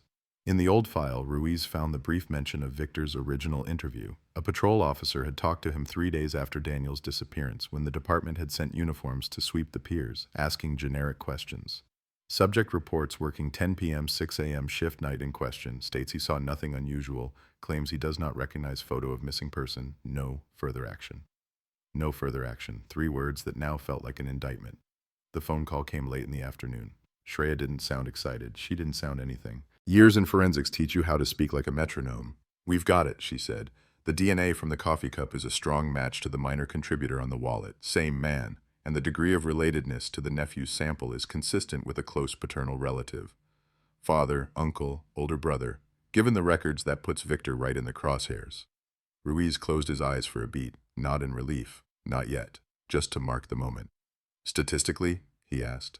Statistically, she replied, the odds of this being some unrelated guy who just happens to share that partial profile, who also happened to live and work at the waterfront in '93, who also happens to be related to the man in CODIS we got the hit from, are astronomical. This is your guy. Science had whispered. Now came the human part. They got the warrant. They did it by the book. Pages neat, signatures lined up, judge's pen scratching across the bottom in a quiet office that had no idea it was about to reach back 30 years with a single stroke. When they went back to Victor's house, it was early evening. The sky was a low bruise over the city, clouds heavy, a familiar damp slipping under collars. Ruiz stood on the cracked path, Barnes beside him, another officer covering the back. He could hear a TV inside, low, some game show audience laughing at something that didn't matter. He knocked. For a second, nothing. Then the sound of shuffling steps, a deadbolt sliding, a chain rattling. The door opened just enough for one eye to peer through the gap, then wider. Victor was shorter up close than he looked through the windshield. The years had carved deeper lines into his face, but his eyes were clear, sharp, assessing. He took in the badges, the posture, the unmarked car at the curb. We need to talk, Ruiz said, voice steady, holding up the folded warrant. Detective Ruiz, Seattle PD, this is Detective Barnes. It's about something that happened a long time ago. Victor's gaze flicked to the paper, then back to Ruiz's face. If the name meant anything to him, he didn't show it. What's this about, he asked, already knowing he was beyond the point where that question could change anything. Daniel Hart, Ruiz said. It was like dropping a glass in slow motion. The name hit the air between them and seemed to vibrate. Victor's fingers tightened on the edge of the door, just for a fraction of a second. A twitch, a flinch. Then it was gone. I don't know who that is, he said. Maybe you don't remember, Ruiz answered. It was 1993, waterfront, Harbor Street. A coffee shop, a kid who worked nights and never made it home. Victor swallowed. The TV chattered on in the background, canned laughter spilling into the cramped entryway. That was a long time ago, he said carefully. Exactly, Ruiz said. And the thing about time is sometimes it gives us new ways to ask old questions. He handed over the warrant. Victor took it with the resigned stiffness of someone who'd seen that dance before. His eyes moved across the lines. Not really reading, just confirming the one thing that mattered. They were allowed to be here. What do you want? He asked. A DNA sample, Barnes said. And your time. We're reopening the investigation into Hart's disappearance. Your name came up. That's insane, Victor snapped, sharper now, the calm shell cracking. I've never heard anyone. I don't know this guy. I talked to the cops back then. I told them everything I knew. Ruiz watched him. The defensiveness was too quick, too rehearsed. If that's true, he said softly, this will clear you. Simple swab, a conversation, and we're out of your hair. Or, he let the implication hang. Victor's jaw worked. People always imagine this moment happens under interrogation room lights, but more often it starts right here, in doorways, in kitchens, in living rooms that suddenly feel too small. The weight of an old secret runs smack into the reality that the world has changed while you weren't looking. That the tricks you used to rely on, time, silence, forgetting, don't work anymore. He stepped aside. Fine, he muttered. Come in. The interior of the house smelled like stale smoke and microwaved dinners. A sagging couch, a small table with bills stacked in uneven towers, a faded photo of a much younger Victor with another man, arm slung over his shoulder, family maybe, or a friend, squinting into the sun on a boat. Ruiz's eyes caught on the background of that photo. Water, pilings, the edge of a pier. Shreya's team would have liked to see that. For now, he filed it away. They took the swab at the kitchen table, gloved hands, sterile packaging, the white cotton tip brushing along the inside of Victor's cheek. He watched the whole process with a mixture of hostility and something else. Fear. It was faint, but there. A flicker at the edge of his eyes, a tightness in his shoulders. Afterward, Ruiz didn't leave. Not yet. While the lab runs that, he said, we're going to ask you some questions. You remember October 1993? Victor snorted. You think I got a calendar in my head? I've worked nights my whole life. They all blur. Let me help, Ruiz continued. You were working around the piers, night shifts. You talked to an officer who came around asking about a missing kid. He showed you a photo. You told him you saw nothing unusual. Victor shrugged, eyes sliding away. Then that's what happened. Did you ever go into Harbor Street Cafe? Barnes asked. Little place near the bay. Closed now, but back then, I don't remember. Too fast again. Because here's the thing, Ruiz said, leaning forward just enough to close the space between words and truth. We have your DNA on the wallet of a man you say you never met. A wallet that was found wedged between rocks near the pier where you worked. A wallet that disappeared the same night he did. For a heartbeat, the house was silent. Even the TV seemed to pause. Victor's hand, resting on the table, curled into a fist. That's impossible, he whispered. No, Ruiz said. What's impossible is a 24-year-old man vanishing into thin air. What's impossible is his family waiting 30 years for someone to tell them what happened. You touching a wallet you shouldn't have touched? That's not impossible. That's a story you're going to have to start telling. Victor's breathing quickened, chest rising and falling beneath the worn fabric of his shirt. He looked smaller suddenly, like the room had grown and he hadn't. Somewhere deep in his mind, the night was replaying. Maybe the sound of footsteps on wet concrete. Maybe the dull thud of a struggle no one saw. Maybe the weight of a wallet in his hand, a decision made in seconds that had finally come back around. I want a lawyer, he said. There it was, the line. The moment when the door closed on friendly conversation and opened onto something colder, sharper, formal. Okay, Ruiz said, standing. That's your right, but understand something, Mr. Cole. This isn't going away this time. We're not those same guys from '93 knocking on your door with nothing but questions. We have your name. We have your DNA. We have a kid who never came home, and we're done letting this case collect dust. As they escorted him out, as the neighbors peeked through blinds and tried to decide whether to pretend they hadn't seen anything, the words began forming in the newsroom miles away. Seattle, 1993, cold case reopened. DNA links dockworker to missing barista. Headlines moved faster now. Social media churned quicker than ink, but the shape of the story was the same. A ghost from the past dragged into the harsh white light of the present. Back at the precinct, as Victor sat in a holding room with his silence and his lawyer on the way, Ruiz reopened the file one more time, eyes catching on a detail he hadn't thought about in years. The creepy customer Jenna had described, the one who watched Daniel, the one who lingered near the bus stop, the one with the blonde hair and the long coat. He pulled up Victor's oldest employment photo from a dock badge taken in 1992. Blonde hair, slicked back, heavy coat. Cold cases don't talk for decades, then suddenly they won't shut up.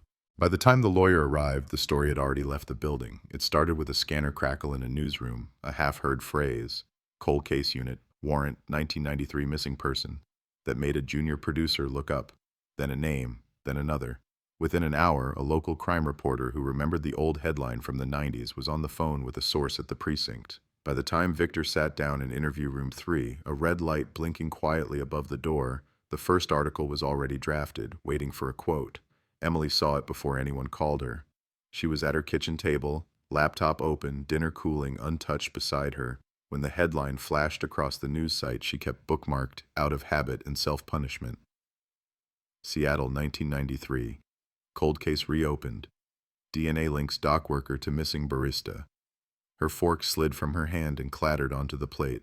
For a second the world narrowed to the screen, the letters swimming as her throat tightened. She clicked the article with shaking fingers. There wasn't much yet.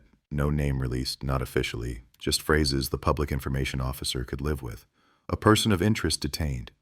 New forensic evidence. Re-examination of historical case files. But one line punched straight through the euphemisms. Detectives say the investigation relates to the disappearance of Daniel Hart, 24, last seen leaving his workplace on Harbor Street in October 1993. Emily's lungs forgot how to work. She pushed back from the table, chair scraping loud enough to startle her, and stood there in the middle of the kitchen, the hum of the refrigerator suddenly too loud.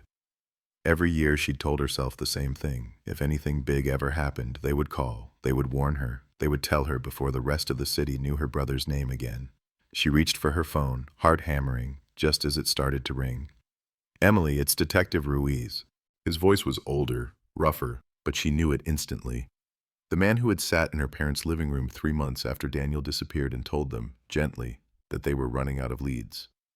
The one who had still answered her calls 10 years later, long after most detectives would have let them go to voicemail. Her first words were not hello. "Is it true?" she asked. "Yes," he said. "We've made an arrest. It's early. It's fragile. But yes, it's real." Her knees almost buckled. She dropped back into the chair, gripping the edge of the table so hard her knuckles whitened. "Who is he?" "I can't give you all the details yet," Ruiz said carefully. "There are procedures. But I will tell you this. We have a name. We have DNA that ties him to Daniel's wallet.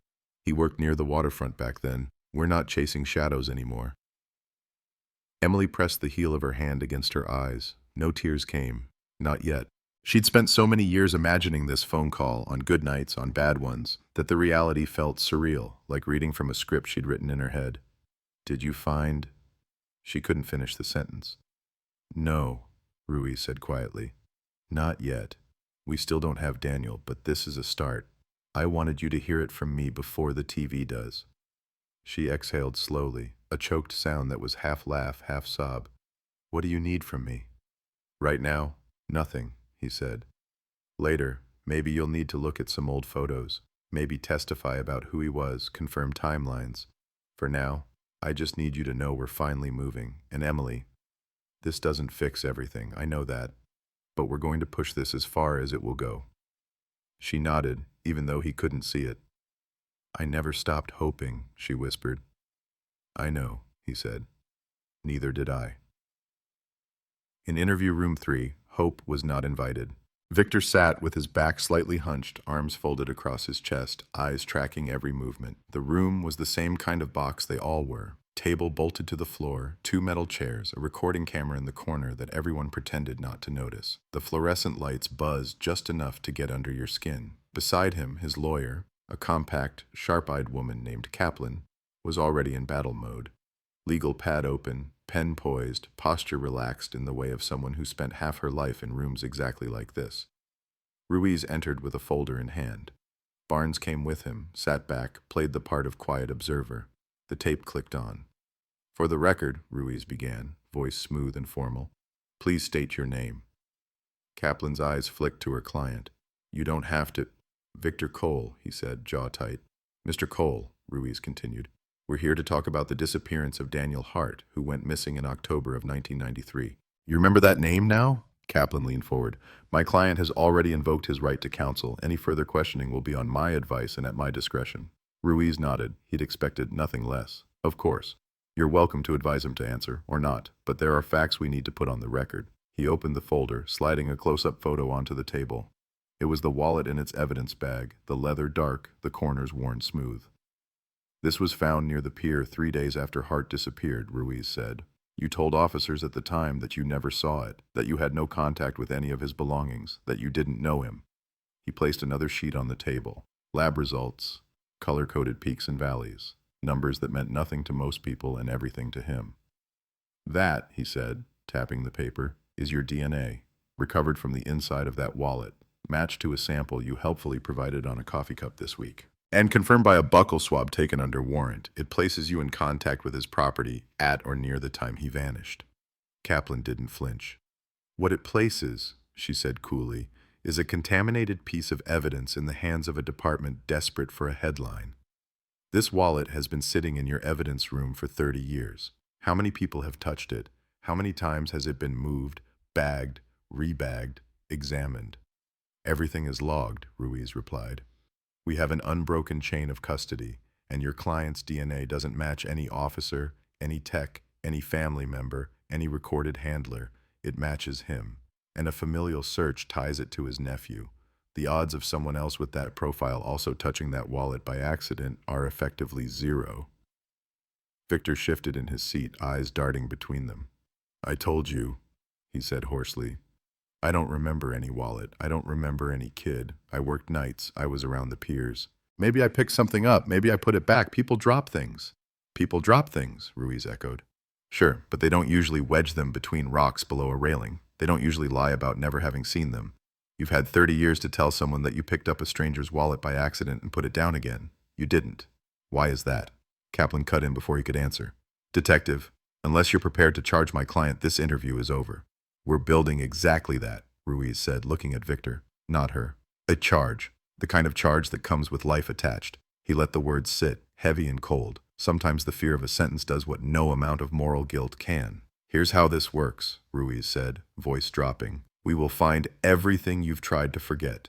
We will dig through your past, every job, every address, every woman who tried to file a complaint and got talked out of it. We will find patterns. And when a jury sees your DNA on a wallet connected to a missing kid and hears about you lurking around his workplace, the long coat, the night shifts, the waterfront, they will connect the dots." Victor's breathing hitched. Kaplan placed a steadying hand on his arm. "Don't say another word," she said quietly. To Ruiz, she added, "We're done here. If you have enough for charges, file them. If not, release him."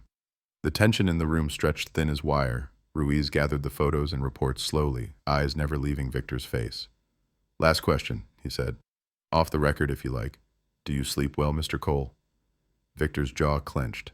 "Get out," he said. The interrogation ended, but the storm was just starting. Outside the precinct, cameras waited. Reporters tossed questions that fell against the brick like hail.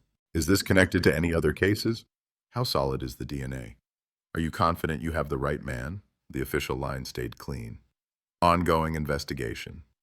Can't comment on specifics. We're glad to be making progress for the family." In living rooms across Seattle, people who'd been teenagers in 1993 sat forward on their couches, memories stirring. They remembered the missing posters, the grainy photo of Daniel's face taped to lampposts and cafe windows. They remembered the fear that had slid through the city back then, the whispered warnings, don't walk alone at night, stay away from the piers, keep your head down. Now that old unease resurfaced, mixing with a new, sharper question. If he did this, did he do anything else? In online forums, armchair detectives who'd been trading theories about cold cases for years dove in headfirst. They pulled up old newspaper clippings, scanned archived footage, speculated about timelines and motives. Some pinned Victor to every unsolved crime within a 50-mile radius. Others cautioned restraint. DNA doesn't mean he killed him, one commenter wrote. He could have just stolen the wallet, or found it, or dumped it for someone else. But that was the problem with cold cases dragged into the light. Once the narrative starts to move, everyone wants to steer it. Inside the cold case unit, they didn't have the luxury of speculation. They had work. Ruiz and Barnes retraced Daniel's last known hours again, this time with Victor's shadow over every step. They walked from the empty space where Harbor Street Cafe used to stand, now a trendy boutique with exposed brick and Edison bulbs, down toward the waterfront, counting their strides, watching sightlines, feeling the way the street narrowed at corners. A bus rumbled past the stop where Daniel should have stood that night. People checked their phones, adjusted their scarves, stepped on without thinking. Ruiz stood back, imagining another October, another group of strangers, another young man glancing up at the streetlight, shifting his backpack from one shoulder to the other. "How long between the cafe and the pier?" Barnes asked. "Depends how fast you walk," Ruiz said. 5 minutes if you're in a hurry, 10 if you're tired and the rain's coming in sideways. They turned onto the stretch of road that hugged the bay. Down here, the smell of salt and oil was stronger, the air colder. The pilings creaked. Seagulls screamed overhead, impatient for dropped fries and fish guts. "This is where the jogger found the wallet," Ruiz said, stopping at the railing. "Wedged down there." He nodded at the dark gap between two rocks, slick with moss. Barnes peered down. "You really think he did it here?"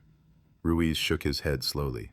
"I think if you haul a struggling man over a railing, someone hears, someone sees. But somewhere between that cafe and this spot, there are a dozen blind pockets. Doorways, alleys, service entrances." He turned in a slow circle, scanning. He worked down here. He'd know where you could drag someone for 30 seconds without an audience. They walked again, this time ducking into each alcove, each loading bay, each cut-through. The city had changed, but some things had stayed the same. The angles, the shadows, the instinctive places your eyes slid past when you were in a hurry. In one narrow alley, half hidden between two buildings, Ruiz stopped. The bricks on one side were still stained a darker shade halfway up, the mark of some long-ago leak.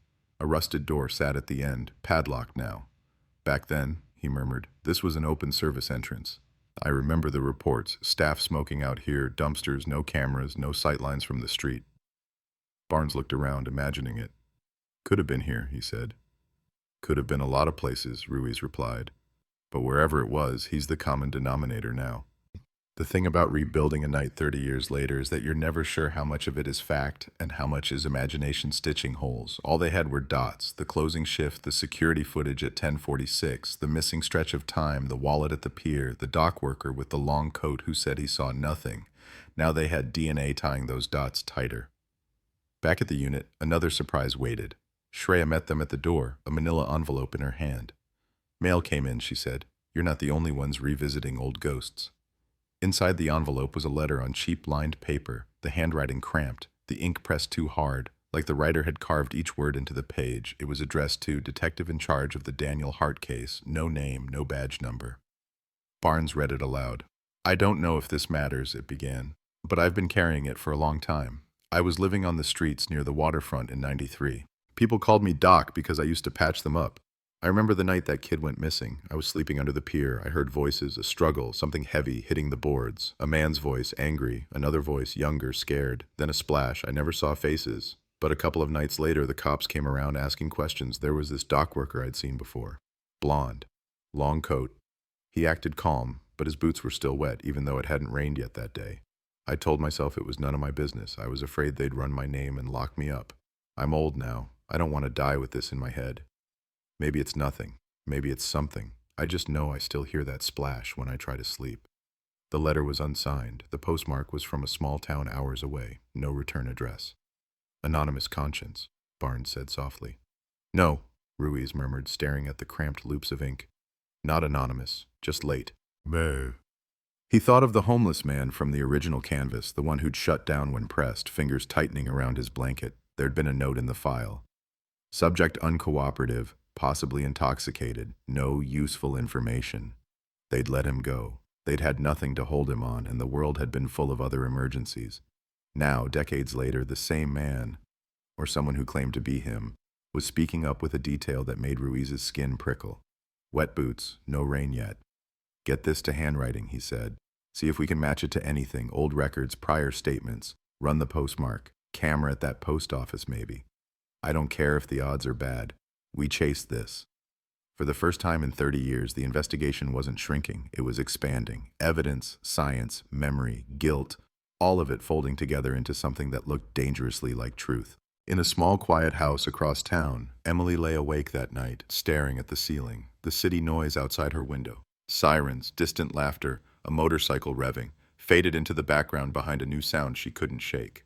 Water, slapping against wood, a body hitting the surface, a splash described in a stranger's handwriting that felt more real than any nightmare. Somewhere else, in a holding cell that smelled like sweat and bleach, Victor sat on a narrow bunk, head in his hands, listening to nothing and everything at once. He could hear the TV from the bullpen, muffled voices saying his street, his job, person of interest. He could hear the echo of his own footsteps on wet boards 30 years ago. Outside, rain began to fall, soft and steady, dragging the city back into the same rhythm it had known in October 1993. A cold case was thawing, and when ice melts, what it reveals isn't just bone and evidence. It's the shape of what people did and what they chose not to say. The morning after the rain, Seattle woke up to a new kind of déjà vu. Every channel, every feed, every scrolling bar at the bottom of the screen carried some version of the same line. 1993, cold case, cracked wide open. They used Daniel's photo, the same one from the poster, the one where he's trying not to squint into the sun. Hair a little messy, expression somewhere between shy and amused. They paired it with newer footage. Police cars outside Victor's house, Ruiz walking past cameras without stopping, Emily turning her face away from a reporter in front of her building, keys clenched in her hand like a weapon. "Ms. Hart, do you believe they've arrested the right man?" Someone shouted. She didn't answer. Not because she didn't have an answer, because she had too many. Inside the cold case unit, while the city talked, they moved. The search warrant for Victor's house and truck wasn't a piece of paper anymore. It was boots on floors, gloved hands on drawers, evidence markers snapping into place on stained carpet.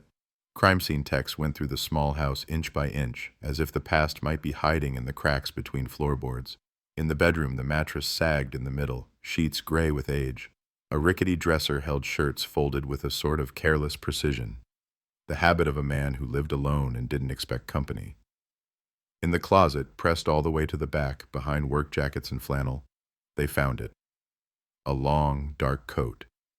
It wasn't evidence on its own. Coats don't testify.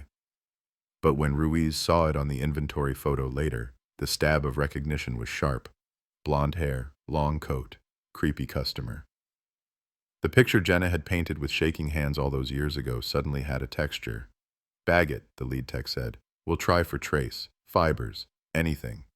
They took the coat. They took the boots, cracked but sturdy, soles still bearing a faint ridge pattern. They took the contents of a metal lockbox under the bed, old pay stubs, a faded Polaroid of Victor leaning on a railing with ships behind him, a pocket knife, a set of keys on a ring with two that didn't match any lock in the house. Unknown origin, unknown use, marked, logged, brought along.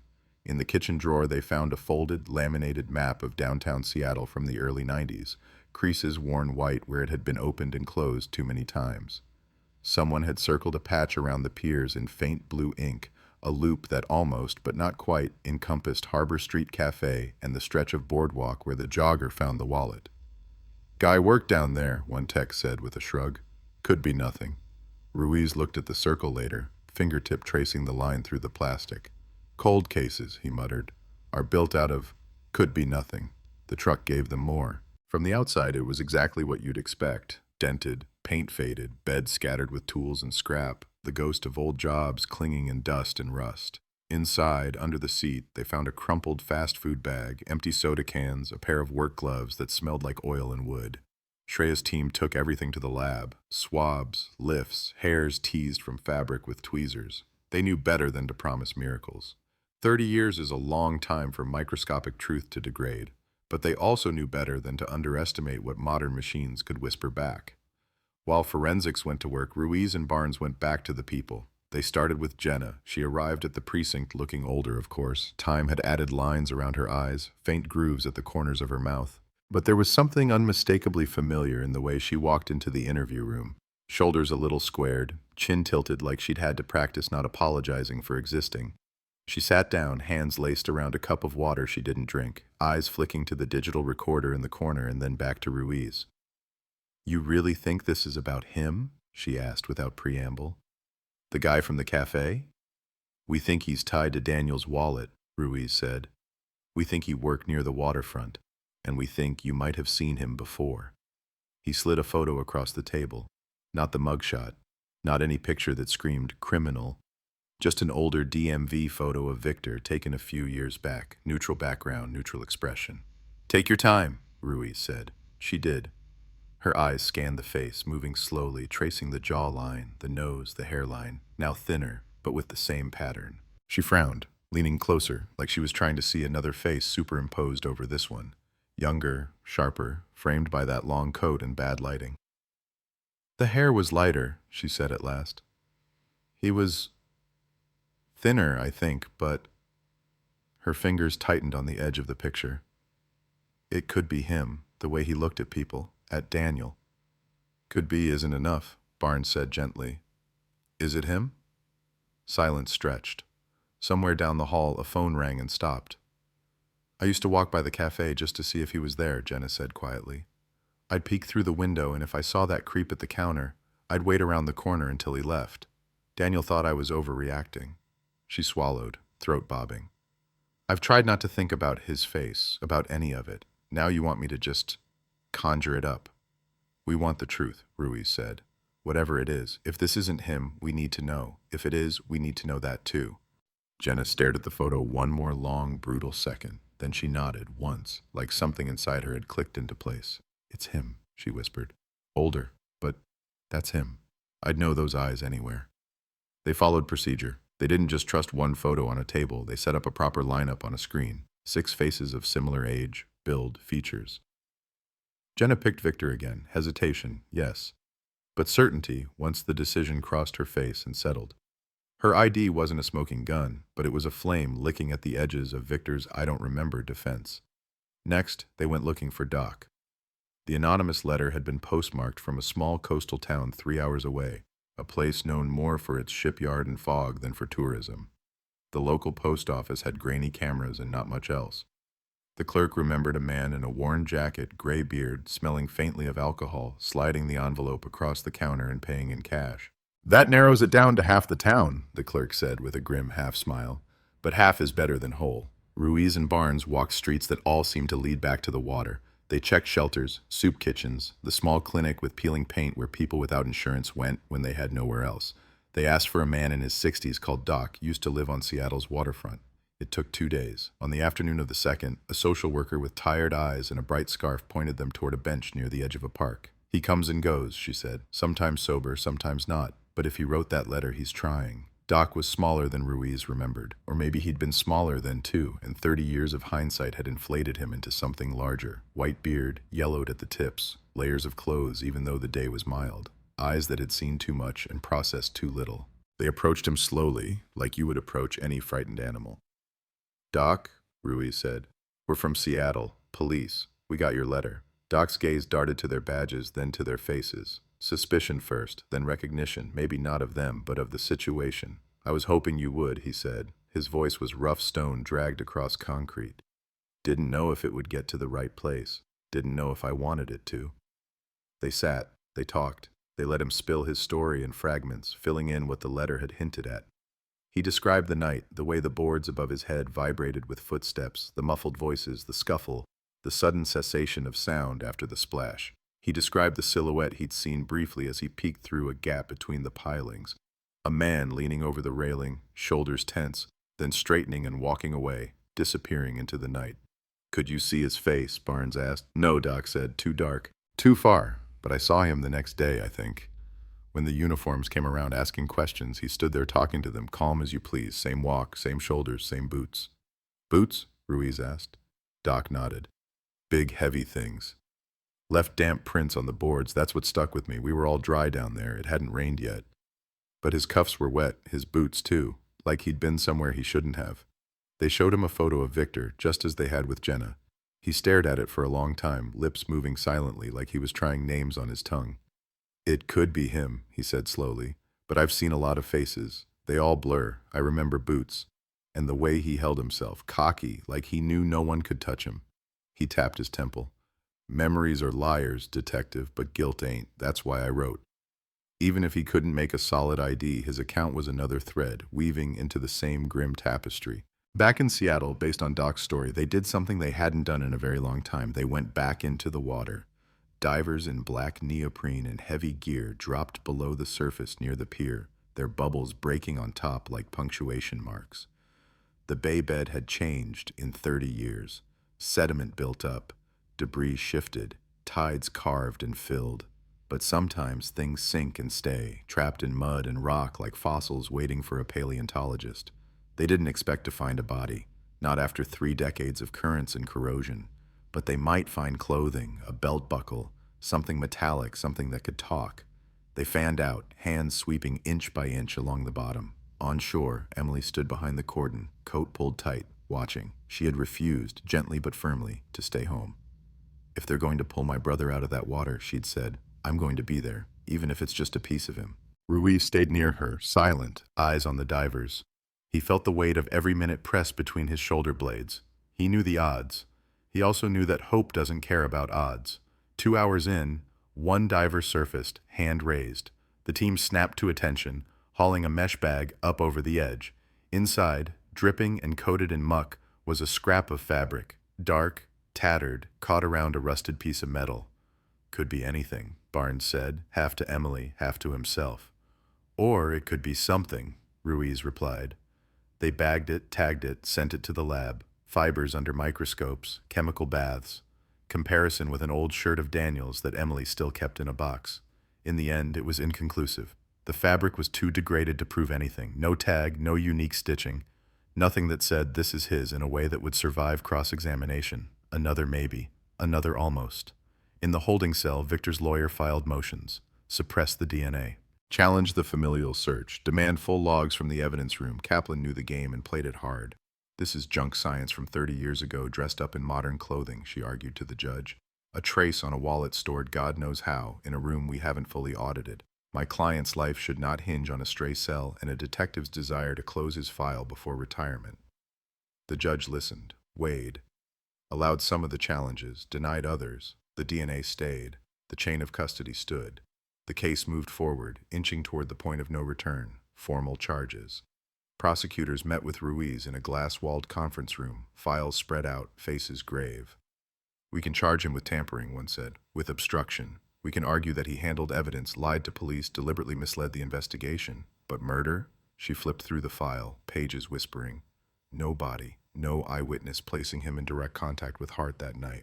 An ID from a girlfriend who saw him across a counter and never formally reported it. An almost ID from a homeless man 30 years after the fact. It's strong circumstantially, but juries don't like maybe when you're asking them to put a man away forever. So we let him walk? Barnes asked, incredulous. No, the prosecutor said. We build.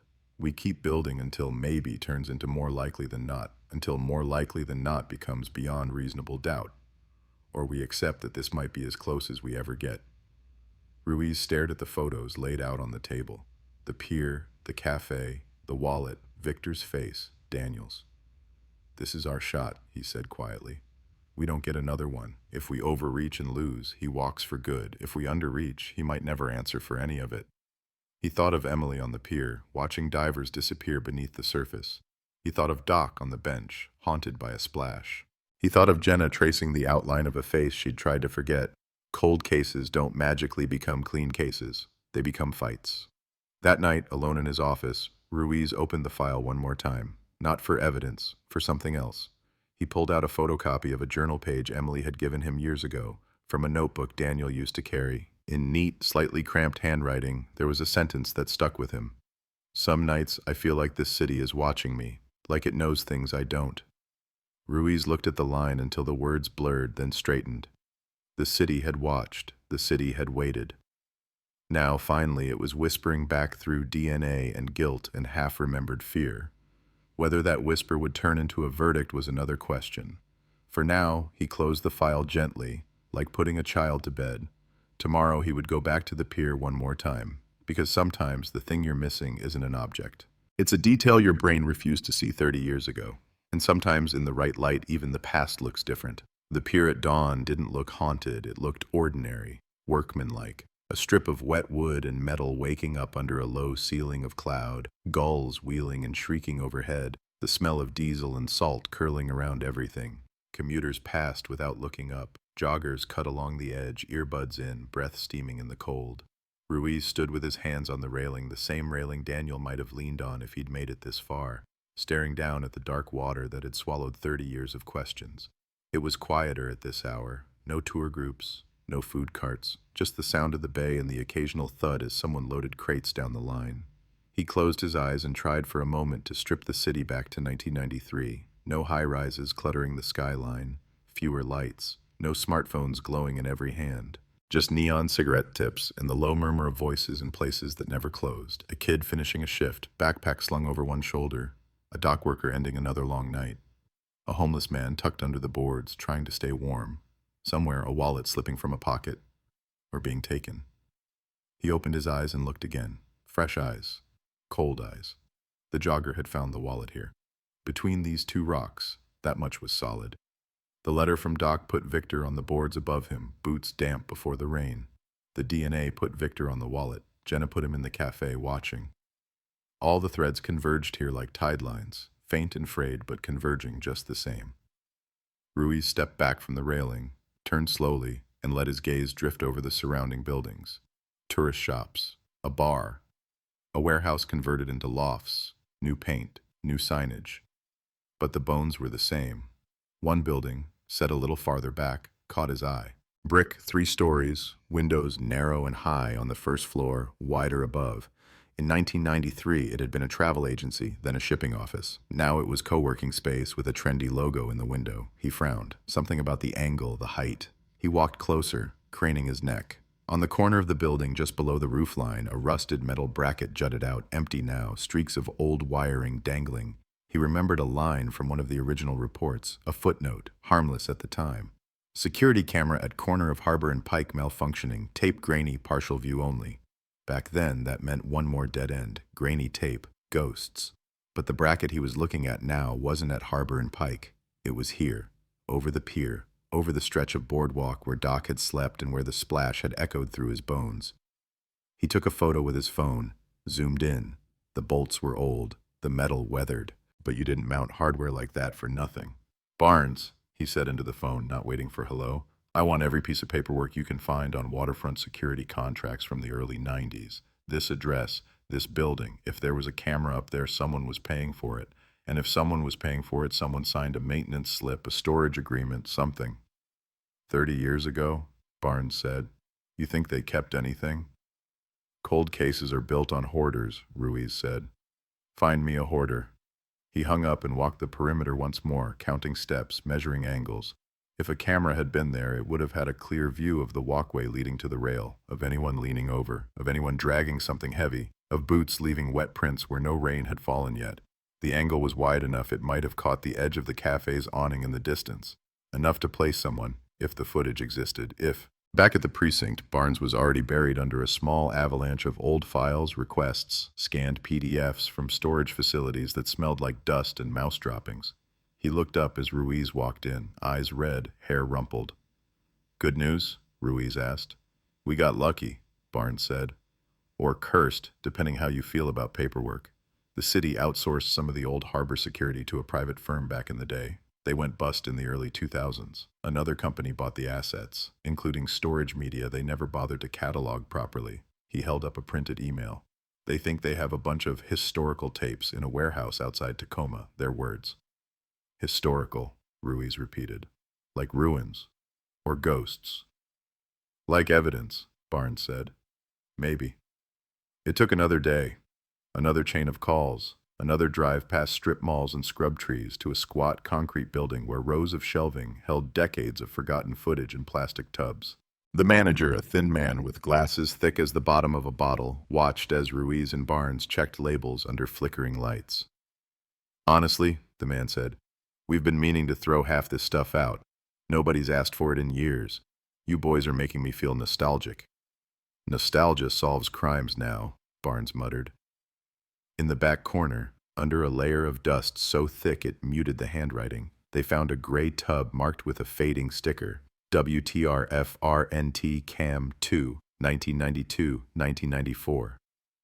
There was a moment, brief, irrational, where Ruiz half expected to crack the lid and find nothing. Mice, mold, a blank hole where time had erased everything. Instead, inside, neat as a time capsule, were rows of tapes in plastic cases, labeled by week, by camera. "October," he said, fingers skimming until he hit the right block. "Week of the 12th. He took the tape out like it was made of glass. Back in the lab, a tech found an old VCR and a way to coax it into life, wiring it to a monitor with more patience than cables were designed for. The tape squealed, then rolled, the screen blooming into grainy black and white.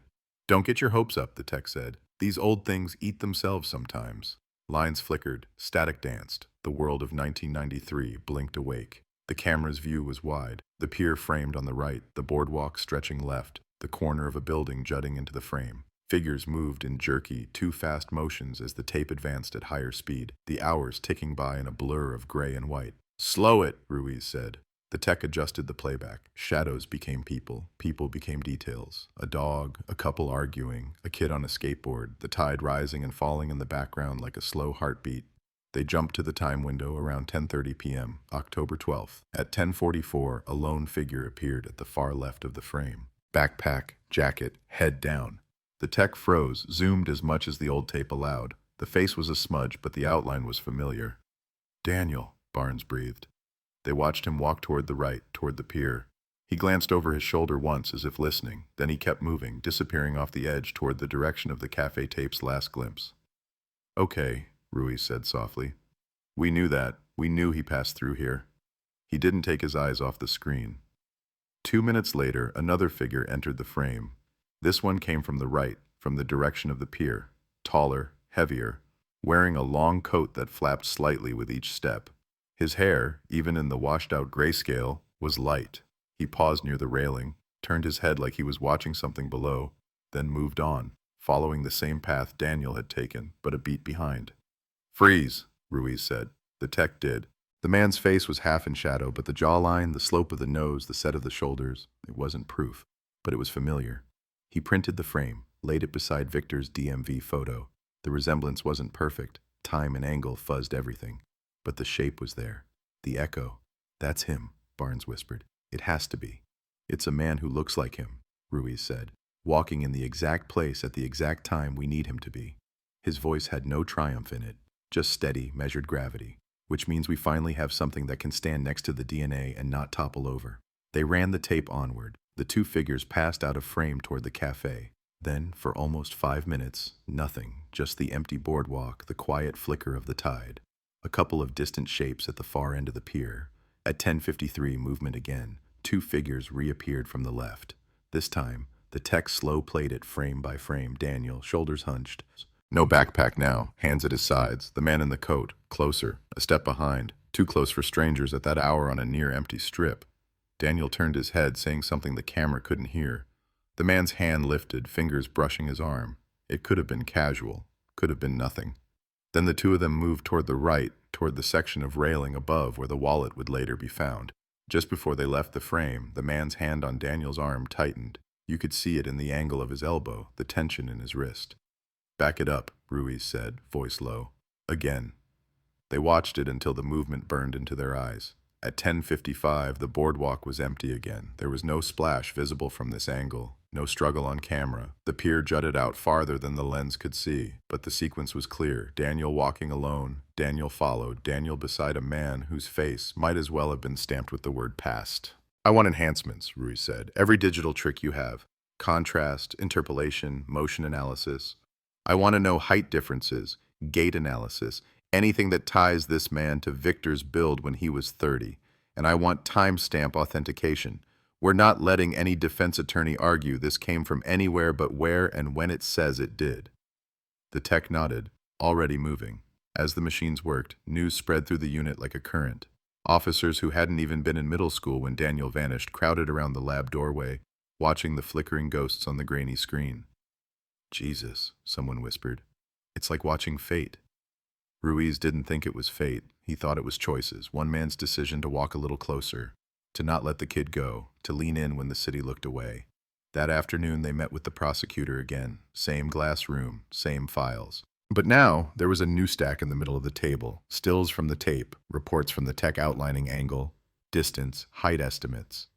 He follows Hart into frame, the prosecutor said, tapping each photo in order. He leaves with him, his hand on his arm, his DNA in the wallet, his workplace within spitting distance. A witness who identifies him as the creepy customer, another who places him at the railing with wet boots when there was no rain. She leaned back, exhaling. This isn't a perfect case, but it's a story that holds. Juries understand stories. Will they understand there's no body? Barnes asked. We remind them bodies sink, she said. Time passes, evidence decays, but that doesn't mean nothing happened. We don't have the right to pretend a crime didn't occur just because the Bay is good at keeping secrets. She closed the file with a soft snap. I'm charging him, she said. Second-degree murder, unlawful imprisonment, evidence tampering. We'll argue he lured Hart, restrained him, pushed or forced him over, then tried to stage a robbery gone wrong by placing the wallet. He panicked. He miscalculated. He assumed nobody would ever connect the dots. He counted on time. Time just ran out. When the charges became public, the headline changed. Seattle, 1993, cold case solved. Dock worker charged with murder. The word solved made Emily flinch when she saw it. She understood why they used it. It was clean. It was satisfying. It fit in a bar at the bottom of a screen. But sitting in Ruiz's office, the charge sheet on the table between them, she shook her head. Do you believe he did it? She asked. Yes, Ruiz said, no hesitation. Then it's not solved, she said softly. Not yet, not until he says it. Not until he tells me what he did. How long my brother was in that water, whether he knew, whether he was scared. The word solved, it sounds like a period. This still feels like a comma, Ruiz nodded. The law writes in periods, he said. People don't. She looked at the stills from the tape, at the blur that was Daniel, at the shadow that was Victor. Two men caught in the same frame for a few seconds that had stretched into 30 years. I want to be there, she said. When you put him in court, when you say his name in the same sentence as my brother's, and it's not just on a missing poster. You will be, Ruiz said. And if he doesn't talk? She asked. Then the evidence will, he replied. And 12 strangers will decide which story they believe. Outside, the sky had started to darken again, clouds rolling in from the bay. Somewhere Doc sat on his bench and heard the splash in his head a little less loudly. Somewhere Jenna turned off the TV when Victor's face appeared, hands shaking but no longer wondering if she'd imagined the danger. In a cell, Victor stared at the wall, the echo of boots on wet boards surfacing no matter how hard he pushed it down.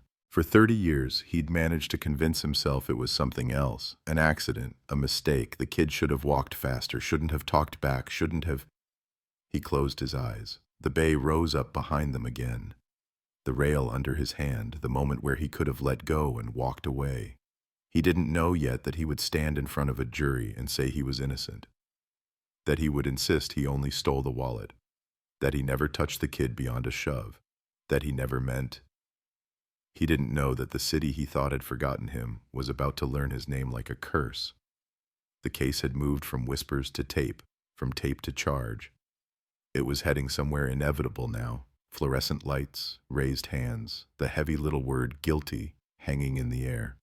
But even as the machine of justice finally groaned forward, one question still waited, suspended between the pier and the file, between the splash and the silence. What exactly had happened in those missing seconds, in that space just out of the camera's view where wood met water and fear met gravity? The law didn't need the answer to convict, but for the family, for the city, for the detective who had carried a ghost for half his career, that unanswered second was the heart of the cold case. And the person who could fill it was sitting in a cell, staring at a wall, trying to decide whether to keep drowning in his own version of the story or finally open his mouth and drag the truth up from the dark. In the weeks before the trial, the city lived in a strange split screen, past on one side, present on the other, both bleeding into each other like ink and water. On one side, the archive footage rolled over and over on the local stations. The grainy tape of the boardwalk played so many times it began to feel like a looped nightmare. Daniel walking alone, shoulders hunched, backpack on. The man in the long coat materializing behind him. The brief moment where they shared the same frame, two shadows on a boardwalk that neither of them could have known would become Exhibit A. On the other side, fresh footage. Victor in handcuffs, jaw clenched, being led into a courthouse. Emily stepping through sliding glass doors, expression set in a way that said, "Don't you dare feel sorry for me." Ruiz standing at a podium during a short, tense press conference saying careful, measured words about closure and justice, while his eyes betrayed how much he hated both terms. Inside the jail, time moved differently. Victor's days were chopped into institutional slices. Count, chow, yard, lights. The noises of the place, metal doors slamming, voices bouncing off cinder block, guards calling names, should have drowned everything out. They didn't. He still heard the bay at night. He still dreamed of wet boards, of a railing under his hand, of a kid's voice saying something he couldn't quite remember anymore. Kaplan visited often. She came with folders full of strategy, case law, printed screenshots of comment sections she warned him not to read, even as she read them, so she'd know what a potential jury pool was already thinking. "They hate you," she said bluntly one afternoon, flipping a page. "They don't know you, but they hate what they think you represent. Predators, men who lurk, men who wait. You are a shape they recognize from every true crime show they've ever watched." Victor stared at the table. "I didn't kill him," he said. The words came out flat, automatic. He'd been saying them for weeks now, to her, to the walls, to the part of himself that still tried to believe it. "Then tell me what you did do," Kaplan said. "Tell me everything. Because right now, the state has a story. It's simple, it's clean, and juries love simple and clean. You followed him, you cornered him, you put your hands on him, you shoved him over the rail. Maybe you meant to, maybe you didn't, doesn't matter. He hit the water. He didn't come back up, you panicked, you planted the wallet, you lied, then you lived your life like nothing happened. That's their story." "It wasn't like that," he muttered. "How was it?" she pressed. He looked up, eyes suddenly sharp. "You ever been broke?" he asked. "Proper broke. Not, my bonus was small this year, but I don't know if I'll eat tomorrow. You ever stand on a pier in the middle of the night and think about how easy it would be to just take a little from someone who won't miss it?" She watched him carefully. "Is that what you were doing? Robbing him?" "I was watching people," he said. "Tourists mostly. Kids, couples, drunk suits. Easy money if you were in the mood to be stupid.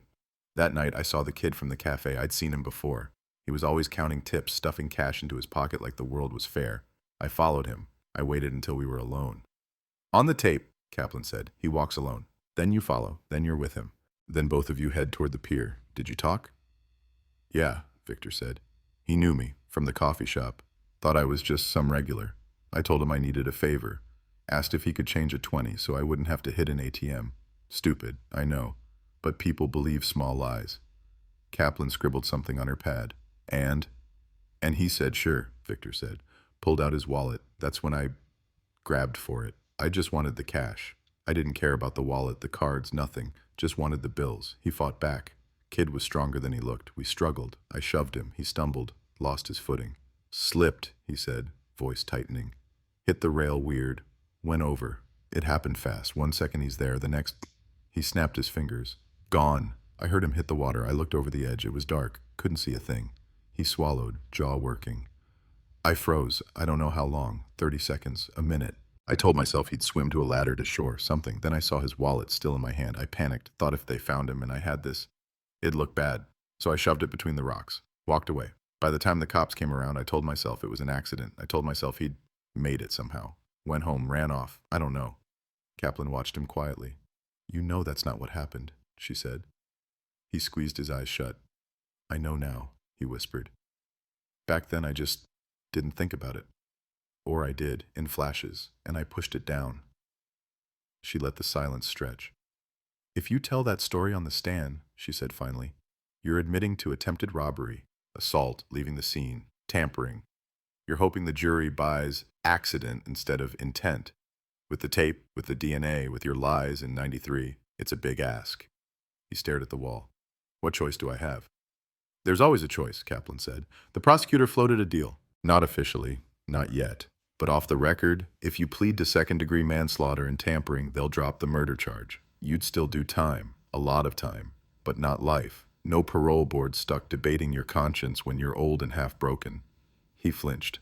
Manslaughter means I killed him, he said. You did, Kaplan said, not unkindly. Intent or not, shove or slip, you were the last person to touch him. You pushed. He went over. They will make that point, over and over. Victor's throat worked. What does the sister want? He asked suddenly. The family? They want him back, Kaplan said. And that's the one thing you can't give them. So after that, they want a story that makes sense. And they want you in a place where you can't stand on a pier at night ever again. He didn't answer. She left the printed plea offer on the table, paper soft at the edges where too many fingers had touched it already. When she left, the cell felt smaller. On the other side of the thin, shared wall of the justice system, Emily sat in a different room, a different chair, staring at a different piece of paper. The prosecutor had invited her in, sat with her at a round table that looked more like something you'd use for family game night than for matters of life and death.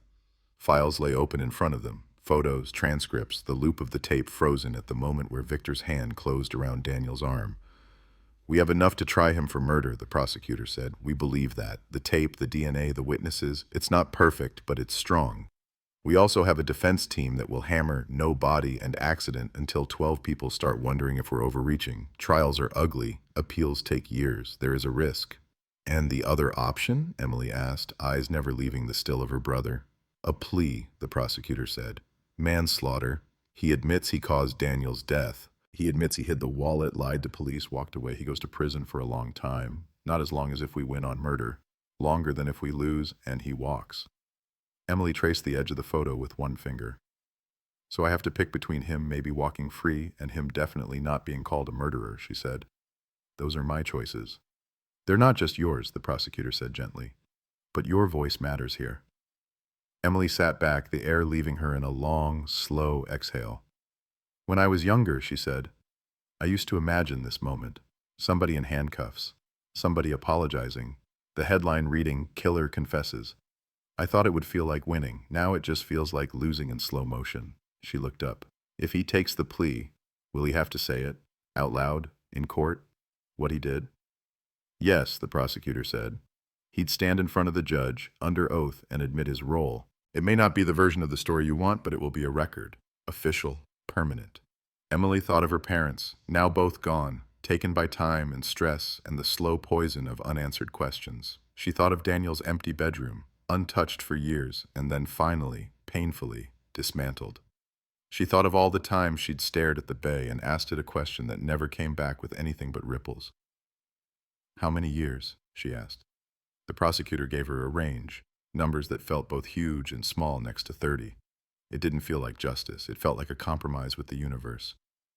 I don't get to have him back, Emily said quietly. I don't get to know whether he was scared when he fell. I don't get to know if he called my name or mom's or nobody's. I don't get any of that. So maybe what I get is the truth, even if it's the ugliest, smallest version of it. She looked at the plea document, the printed name, the charge.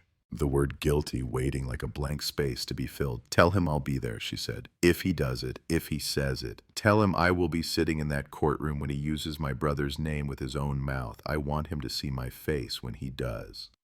The city got wind of the possible deal almost immediately. Rumors leaked, pundits pounced. Some called it a travesty. You mean to tell me, a radio host ranted, that a guy can kill a kid, walk free for 3 decades, then shave off years of his sentence just because we're desperate to close a file? Others pointed out the realities. No body, a former prosecutor said on air. No forensic cause of death, a grainy tape, and an aging witness.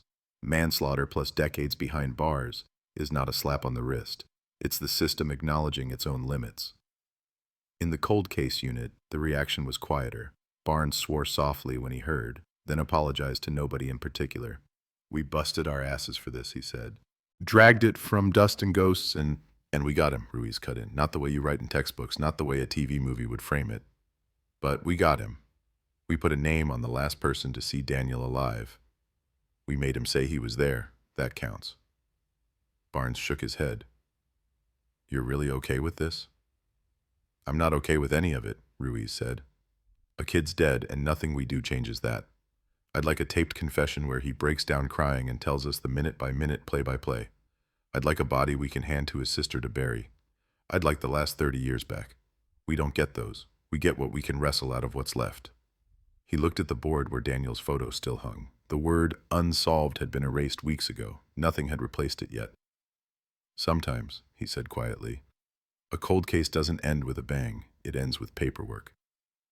On the morning of the plea hearing, the courthouse felt like an overfull lung about to exhale. The hallway outside the courtroom buzzed with low voices, muffled coughs, the rustle of coats. A cameraman waited at the end of the corridor, lens pointed at the doors, ready to snatch whatever scraps he could before the judge banned recording. Inside, the courtroom was all polished wood and echoes, the judge's bench, the counsel tables, the jury box, empty for now. The public benches filling with a mix of reporters, curious onlookers, and a few survivors of other cases who had come because some part of them knew what this day meant, even if the details were different. Emily sat in the front row behind the prosecution, hands folded in her lap. She wore a dark jacket and no jewelry, nothing that clinked when she moved. In her purse was a folded program from her brother's memorial service, the paper soft from being unfolded and refolded over the years. Ruiz stood against the back wall, arms crossed, eyes on the defense table. He watched the door open, watched the deputies bring Victor in. Jail had already started to work on him. The lines on his face were deeper, the stubble heavier, the posture more hunched. But he walked without shuffling, chin up just enough to suggest he was still clinging to whatever was left of his pride. He glanced around as he sat, eyes skimming the room. They passed over reporters, over strangers, over Ruiz. They landed on Emily and stuck. For a second, their eyes locked. The man who had stood over a railing and walked away, and the woman who had stood on a pier for 30 years, waiting for a ghost. If he expected to see hatred, he didn't. He saw something harder, something that looked like steel, forged out of grief. The judge entered. Everyone rose. The charges were read, each word heavy, official, the kind that lands in transcripts and history. The state of Washington versus Victor Cole, the clerk intoned. Count 1, manslaughter in the second degree. Count 2, tampering with physical evidence. Mr. Cole, the judge said, voice echoing slightly, I am given to understand there is a plea agreement before the court. Is that correct? Kaplan rose. Yes, Your Honor. The prosecutor confirmed. Terms were outlined, ranges discussed. The judge nodded slowly. Mr. Cole, she said, turning her gaze to him, please stand. He did. Dalton lights hummed overhead. The air felt thinner. You have previously entered a plea of not guilty, she said. It is my understanding that you now wish to change that plea. Before I accept it, I must ask you some questions. Answer clearly so the record is complete. She went through the checklist. Competence, understanding, rights waived. He answered yes, yes, yes, each one landing like another nail. Now, the judge said, in your own words, tell the court what you did that makes you guilty of these crimes. The room seemed to contract. Even the reporters stopped scratching at their pads. Victor swallowed, looked at Kaplan. She gave him a barely perceptible nod. I was at the waterfront the night he disappeared, Victor began, voice rough. No playing to the gallery, no theatrics. October 12th, 1993. I saw Daniel Hart walking alone. I followed him. I asked him for change, pretended I needed it. When he took out his wallet, I tried to take it. He fought back. I shoved him. He fell against the railing and went over into the water. Emily's fingers dug into her knees. I didn't call for help, Victor continued. I didn't jump in. I looked, but it was dark. I was scared of getting blamed. I found his wallet and hid it between the rocks. When the police came around, I lied, told them I didn't see anything, kept lying for 30 years. His voice thinned on the last words. The judge watched him closely. Did you understand, she said, that shoving someone near a railing over deep water could cause serious injury or death? Yes, he whispered. Did anyone force you to do this, threaten you, make you take responsibility for a crime you did not commit? No. Are you pleading guilty because you are in fact guilty of these crimes? He hesitated. For a fraction of a heartbeat, the room held its breath. Yes, he said finally. I am.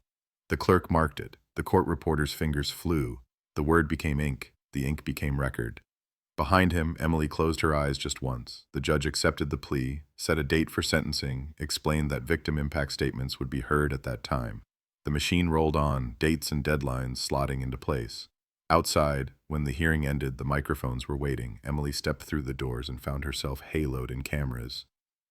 Ms. Hart, how do you feel? A reporter called. Do you think justice was done? She looked straight ahead, thought of saying nothing, thought of walking past like she had the first time. Instead, she stopped. I listened to the man who killed my brother say his name in a courtroom, she said evenly. I listened to him admit that he shoved him, left him, hid what he did, and lied to us for 30 years. There is no sentence that fixes that. There is no word for that. Justice isn't a feeling, it's a record. Today, we added one. Do you forgive him? Someone else shouted. Emily considered it, the question hovering like a mosquito she'd been swatting at for decades. Forgiveness is a private thing, she said at last. So is hate. What I will say is this. My brother has a story now that ends somewhere. Not where it should have. Not in the way we wanted. But it's not a blank space anymore. And that matters. She turned and walked away, the cameras following until she turned a corner and disappeared from view. From the cold case unit window, Ruiz watched the gray bay, the ferries cutting slow paths through the water. Somewhere out there, molecules of the night in 1993 still drifted. Salt, air, fear. On the board beside Daniel's photo, someone had finally written a word in blue marker. It wasn't solved, it was answered. Not a perfect answer, not a complete one, but enough to tilt the balance from no one knows to now we do, at least a little. The story could have ended there, with a plea, with a record, with a hearing on the calendar and the city shifting its attention back to newer crimes, fresher tragedies. But cold cases have a way of leaving residue, and as sentencing approached, as reporters started writing their closing the book pieces, as the city let its shoulders drop a fraction, something small and unexpected floated up from the depths of storage and memory, a detail buried in another file. A photo half forgotten in a box that didn't belong to Daniel at all. A question about whether Victor Cole's long, quiet trail of nights on the waterfront really only crossed one life and not more. The 1993 cold case had an answer now, but the echo of that answer was about to reach farther than anyone in Seattle expected.